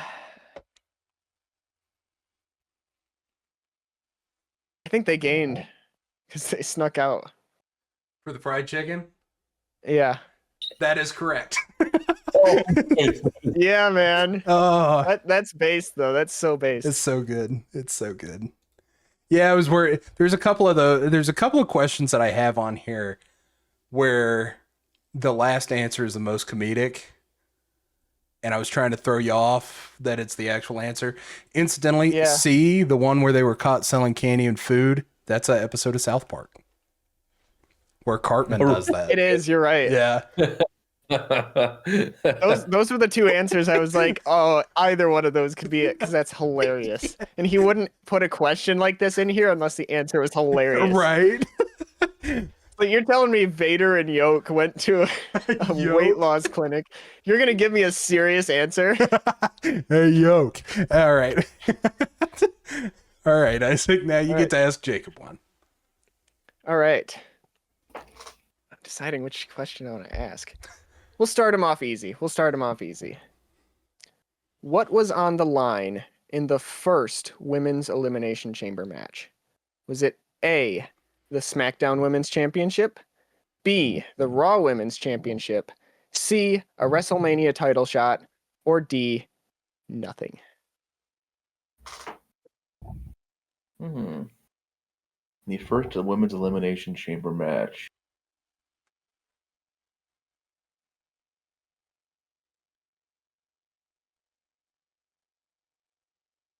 That would be surprising for nothing. That would be very surprising, but also it seems like so unbelievable that it might be. No, I'm gonna say because I'm gonna say it's for a title shot. A title shot? That's your answer? Title shot? Title shot, yeah. Is it SmackDown's title? Was Raw it nothing? Women's title. Oh. Okay, Raw Women's. Fun fact, do you know who won that match? No. Alexa Bliss. Alexa Bliss. Yeah. Oh, I was going to say, Why else do you think I would put that question? that was like what, 2017 or 2018?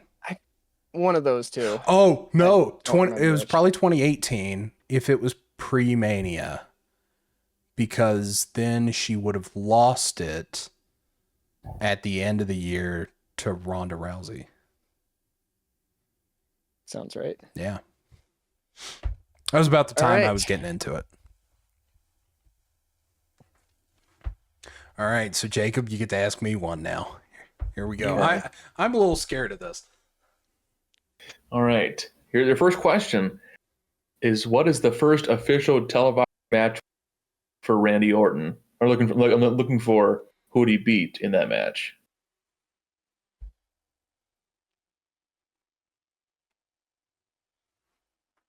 Oh no. Should know this. I really wish that this was multiple choice. Yeah, I blew it. Welcome to my This world. is rough. All I blew right. it. All right. So this would have been 03, 04. Potentially before Evolution. Hail Mary.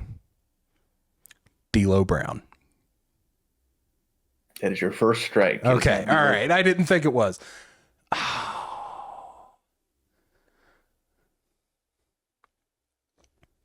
What's John Cena doing at this point? John Cena is still Thugonomics John Cena, meaning that we can definitely beat him. Good life. Who was in the IC title pool at this point? Because he would have gone right in there.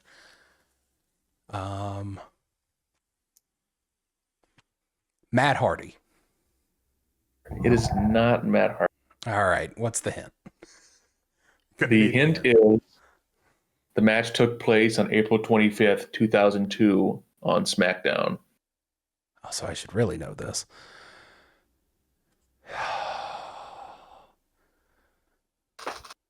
It's not a helpful hint at all. Let's see. Doesn't help at all. Who was on SmackDown in 2002 for Randall Keith Orton's first match? Who all was there? This would have been post brand split, I think. So, who got drafted to SmackDown?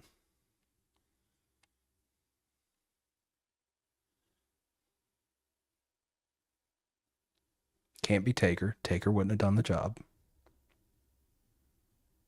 Wouldn't have been Hogan. Again, wouldn't have done the job. Mick wasn't wrestling at that point. That match was later. My gosh, I really wish that this was multiple choice. This is hard.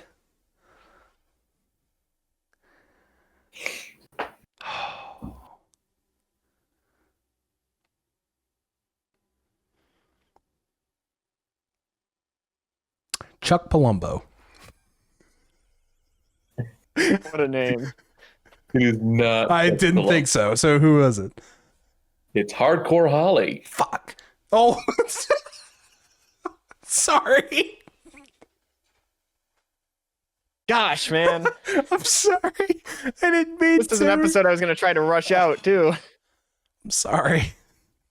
If it's any consolation, it's about 45 minutes on the dot into the second recording. I'm sorry. Before we go further, Jacob, can you recount me the questions you asked me? I'm just making sure I didn't miss anything. Recount you the questions I asked? Yeah, you? what question did you ask me? The first WWE superstar to win. Most lost at WrestleMania. First woman to win a Hell in a Cell match.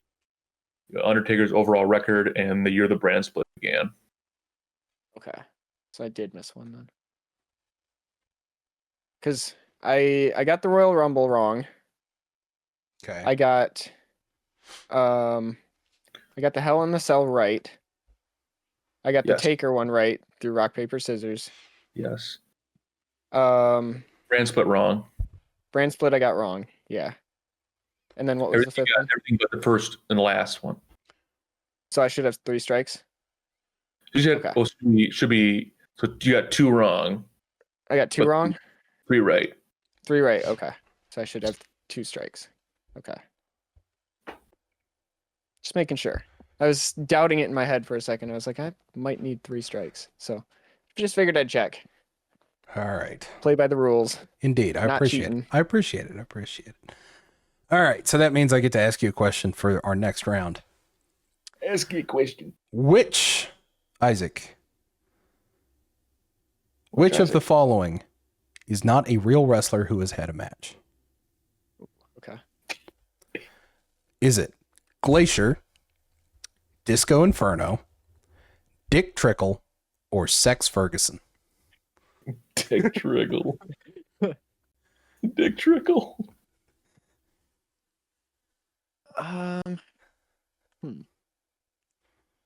That is Glacier, Disco Inferno, Dick Trickle, or Sex Ferguson.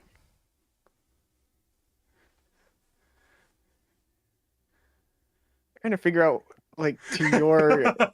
I'm trying to get into your head. Which one would you think was really funny to put in here, but also make sense?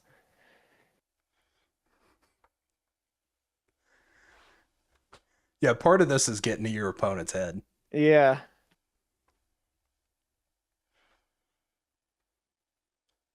Dick Trickle's too funny to not exist.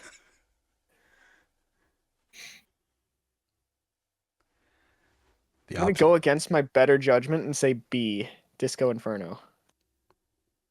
I do have to throw up the X. Disco Inferno wrestled in WCW. Glacier wrestled in WCW. Sex Ferguson is actually Doc Gallows, but just in a sailor's hat and a unitard. And Dick Trickle is a NASCAR driver. See, So dude does exist, but it's just such a funny name. not a wrestler. Yeah. That was going to be my answer, and then I changed it. Disco Inferno, as soon as I heard it, I was like, yeah, that's real. So I don't know why that was my answer. Yeah. I was going to put Mark Marrow from WCW or from WWF was originally Johnny B. Bad, and I thought about putting that in there, but I thought that sounded pro wrestling-y enough. Dang, that's tough. All right. I'm mad at myself for not getting that, but at the same time, like, that was a 25% shot. Yeah. Okay, Indeed. Jacob, your Yes, question. Baron Corbin's End of Days finisher has only been kicked out of once. Who kicked out of it? Was it A, Drew McIntyre? Was it B, Roman Reigns? Was it C, Shinsuke Nakamura? Or was it D, Dean Ambrose? Okay, only kicked out of once. I'm gonna say B, Roman Reigns. Fortunately, good sir. Throw up an X. Next. It's Drew, isn't it? Drew McIntyre. Really? Oh, I thought that was like the last guy I was gonna shoot. Yep. I I remember knew 'cause that too, because I it was anticlimactic you like when your it happened. McIntyre. Yeah. Yep. Is that me? It's No, it's and Jacob Garrett. asking me. All right. Are you ready, sir? No, but go ahead. I'm concerned. Okay. How long was the Undertaker's win streak at WrestleMania Until Until- what? until he lost? So blank and O. Yeah, it's 21. Yeah, it is 21 and O. It is Man. 21 and O. There we go. This guy loves the Undertaker. Yeah. Good old He's take. pretty cool. Pretty cool. All right, there we go. That means I get to ask Isaac the next question. I'll give you an actual wrestling adjacent one here. Which of the following companies has AJ Styles not won a world title in? Okay. Is it A, the NWA, B, Ring of Honor, C, TNA, or D, WWE? Okay. So I know I can knock out two of them for sure. Which two? I mean, which two do you think? I don't know, bro.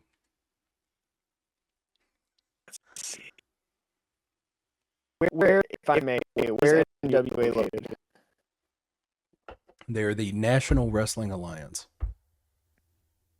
Okay. So the United States of America. It's US. Okay. Dang, I was really hoping you were going to give me New Japan. I did not. Oh, yeah. I thought about putting Noah in the list. I know a guy. No, okay.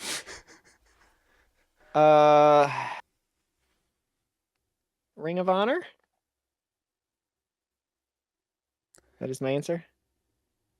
Is correct. AJ Styles never held a world title in Ring of Honor, but was the inaugural ROH Pure Championship or holder. Oh, okay. Yeah. So obviously the two that I knocked out right away were TNA and WWE. Yeah. So why didn't you pick NWA? I'm curious. Just because you didn't know, or you're 50-50? It was kind of 50-50, but I figured if you were going to put that on there, I was like, all right, yeah. Because, like, I know Ring of Honor more than I know Yeah. NWA, so... So the his first title win in TNA was the NWA because they were using the NWA championship at that point. So, yeah, threw that one in there, just kind of see what happens. Trip me up a little bit. Indeed. All right, so it's me to Jacob now. I believe. Yes. I think so. Yes. I was trying to remember what our path was, and I was full disclosure, we have a diagram over here for our cycle. I got confused reading it. It was great. Okay, let's see. Which one do I want to do? Great question. We'll do this one. Who was the winner of the first Mae Young Classic? Is it A, Io Sky? Is it B, Rhea Ripley? Is it C, Toni Storm? Or is it D, Kairi Sane? The first what classic again? Do you say? The Mae Young Classic. Oh, Mae Young Classic. Okay, Are you familiar with what that is at all? no clue what that is. It's like a tournament for women's indie wrestlers that WWE put on, like 2018, maybe 17. Okay. And sorry, said Kairi Sane and Io Sky and Rhea Ripley, and then Toni Storm. Yeah. I don't know who Storm is, so let's see.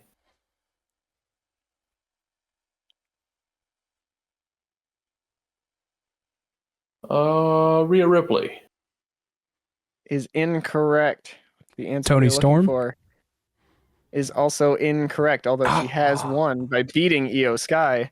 The inaugural winner of the Mae Young Classic was one Kairi Sane. I was going to say, I know that there were two Mae Young Classics, and I know it was Toni Storm and Kairi.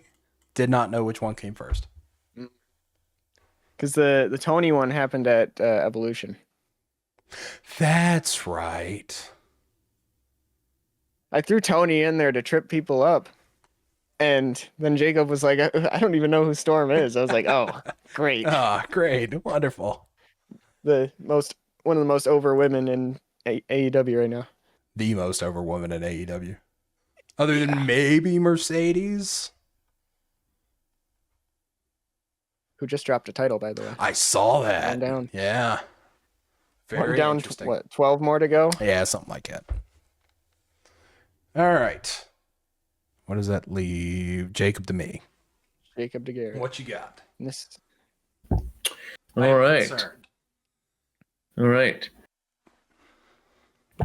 right. What was the name of R-Truth's long-running comedic championship? Comedic championship? Yeah. Was this a 24/7 title? It is the 24/7 title. That's what I thought. You said long-running comedic. I thought you were going to bring up Little Jimmy. Little Jimmy. All right, so that finishes. Is that the third go-around of us? Third round, I was hoping you were keeping track. Okay. Well, let me... I'm pretty sure. It is third round. Because that was my third question I have in a row here. We're professionals. Yep. We know what we're doing. We know what we're doing. I should have kept a round counter on my sheet, too, but I didn't do that. It's fine. So, I get to ask you a question next, right? Yes, you do. Okay. Yep. Which of the following TV/movie characters has not appeared on screen in WWE, WCW, or AEW? Is it A, RoboCop, B, Rick and Morty, C, The Muppets, or D, George Costanza?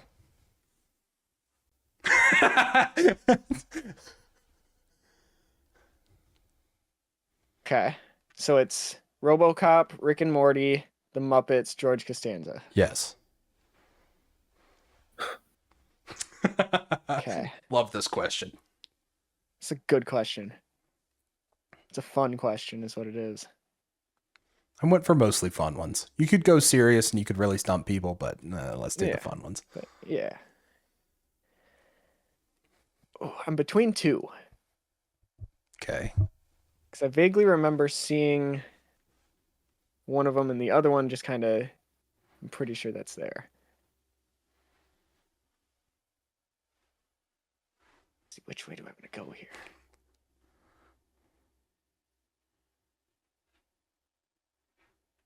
I'm going to go with B, Rick and Morty.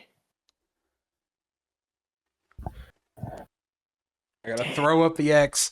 RoboCop rescued Sting at WCW Capital Combat 1990. The Muppets were a guest host on Raw in 2011.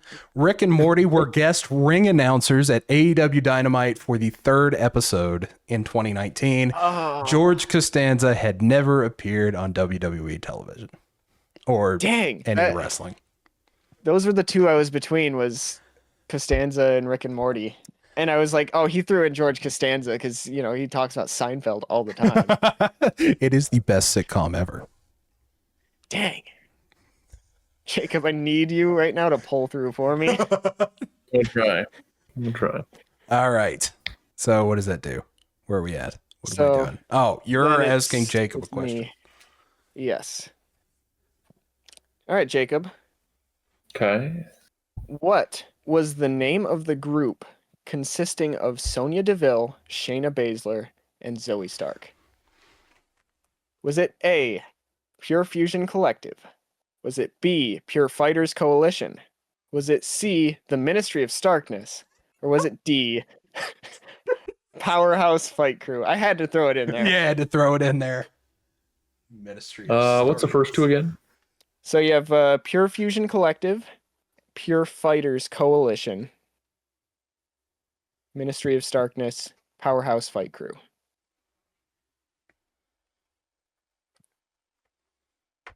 The Fight Coalition.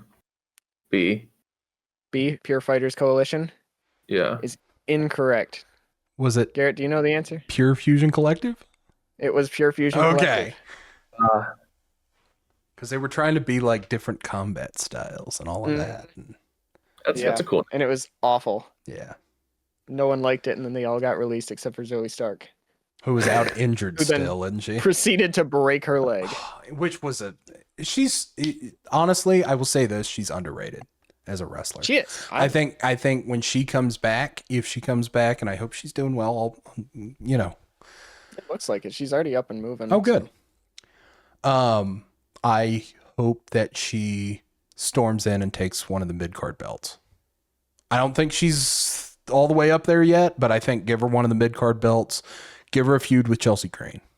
Let her squash her. Okay. There you go. Great theme song, too. Or her and Becky again. Because that's a long-standing feud. There you go. There you go. What were we doing? Oh, Jacob's getting ready to ask me a question. Yep. Pull through for me here, Hoss. Oh, Lord. All I need right, you to stump them on real both. quick. What are we at? So you are at 2, Jacob's at 6, I'm at 4. All right. So basically, if you get this one right, you retain, is basically what it looks like. Pull through for me, Hoss. Okay. Done my damage. Love the belt. All right. You ready? Yeah. At which event did CM Punk deliver his iconic pipe bomb promo?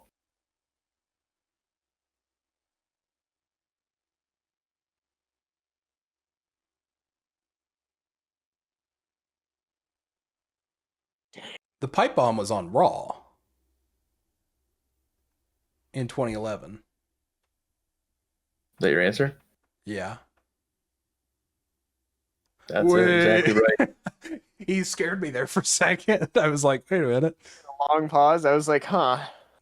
Yeah, I was like, oh, wait a minute. John, while you sit there in enough pain, it is impossibly a man, whatever the line is. Anyway, guess that means I get to ask Isaac another question. Is this the last round?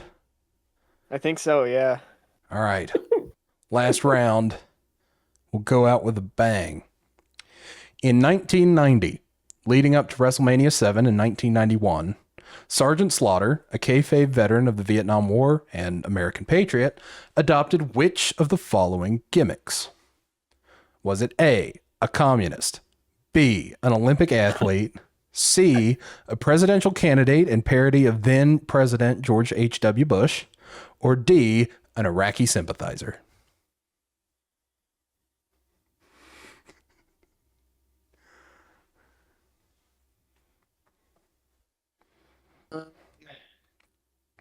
Side note, my computer keeps trying to restart itself for an update, and I keep telling it no, but it keeps coming back. Ah, that's fun. Anyways. So it was Sergeant Slaughter and who? Did you say? It was Question? just Sergeant Slaughter. So Just Sergeant Slaughter? I'll reread. In 1990, leading into WrestleMania 7 and 91, Sergeant Slaughter, a kayfabe veteran of the Vietnam War and an American patriot, adopted which of the following gimmicks? A communist, an Olympic athlete, presidential candidate, parody of George H.W. Bush, or an Iraqi sympathizer? I want to say it was Bush, wasn't it? Or am I crazy? Final answer? That's my answer. Yeah. It was not a parody of Bush. Dang. It was, in fact, an Iraqi sympathizer. That was my other answer. Bear in mind that the Gulf War started maybe a month later. Yeah. Yeah. Wee bit in bad taste, but whatever. A little bit. Whatever. All right. So that means Isaac gets to ask Jacob one last question. All right.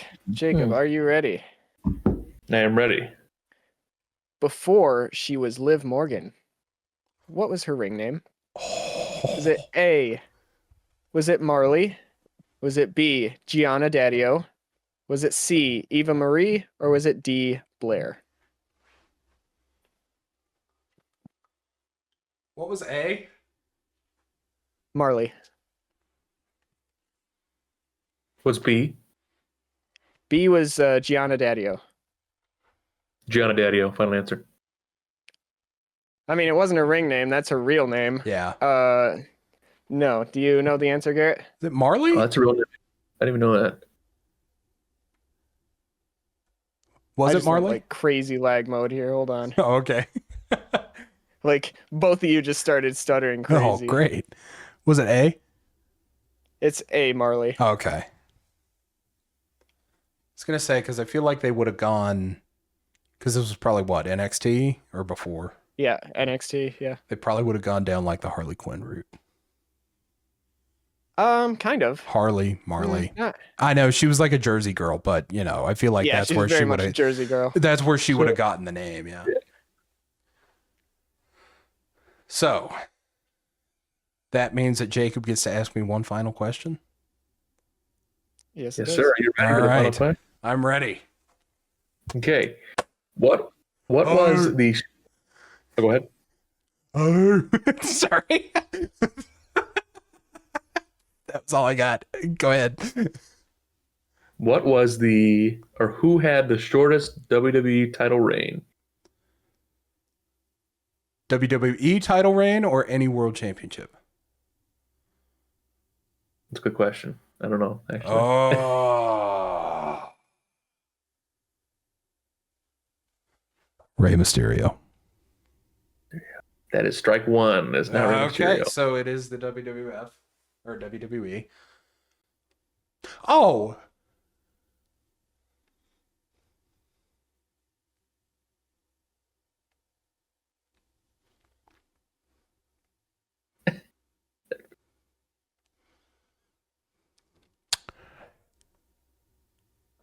Drew McIntyre. That is strike two. I like where you were going there. Can I get a hint? Yes.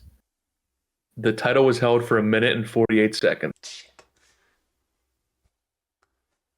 Thought I had it. I'm sorry. I thought I was away from the mic. This guy's killing me today, man. I'm sorry. I'm stressing. All right. You already won the, won the keep it. match. Oh, did I?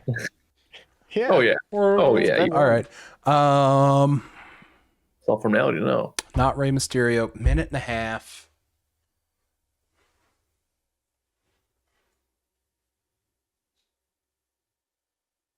Clearly, it's a cash in. I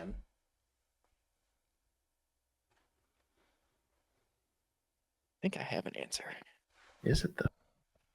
Seth Rollins.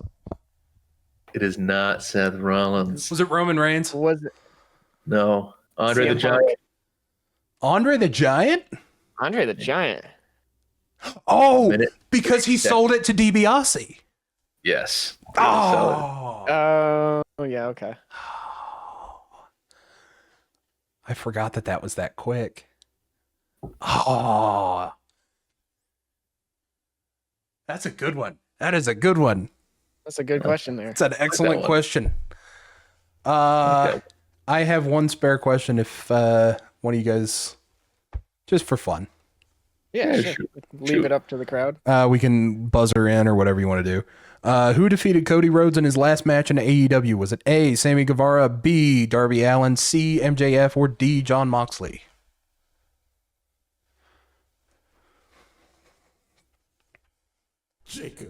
Jacob. MJF. It was not MJF. Sammy Guevara. It was Sammy Guevara. He was then the interim TNT champion, defeated Cody Rhodes in a ladder match for the unified TNT championship at AEW Dynamite Beach Break in 2022. This was January 2022, right before he shows up at WrestleMania. Excellent. Well done. That is the game. The game. Well done. That was a fun idea. Total scores Yeah, what's the final score here? from bottom to top. Jacob with 7 strikes. Myself with 5 strikes.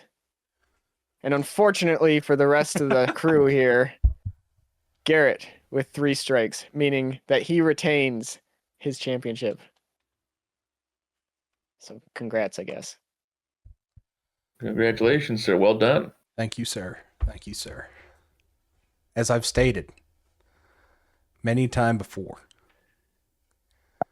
I am the game, and nobody beats me. Anyway, what a great Ready for podcast. I'm already planning on doing a Becky Lynch-esque shoot post on Twitter later. That's funny. How did we decide who's doing the game next time? A little bit of podcast admin. I was playing it as whoever got the most strikes, but we can figure it out. We can negotiate. Whose turn was it prior to the triple threat to have a match? I did the last game No before idea. this. Okay, so then I should do the game. You can, or however, I'll let you two decide. Either way, thank you for listening to the old podcast. We've had an excellent Thank you, time sir. today. We have talked about Netflix buying Warner Bros. We go over That's our Crazy. Christmas stuff, movies, songs, cookies. Now I really want those snickerdoodles Cookies. in there. I'm going to bake those later. It is 10:30 and I'm going to bake cookies. Adult life. If you like what you see, and I really hope that you do, you can follow us. This podcast, you can subscribe to it on YouTube, on Spotify, and you can follow us on Instagram at the DisplayShelf Podcast. Just DisplayShelf Podcast. Yeah, I added an unnecessary the there. I apologize. Yes.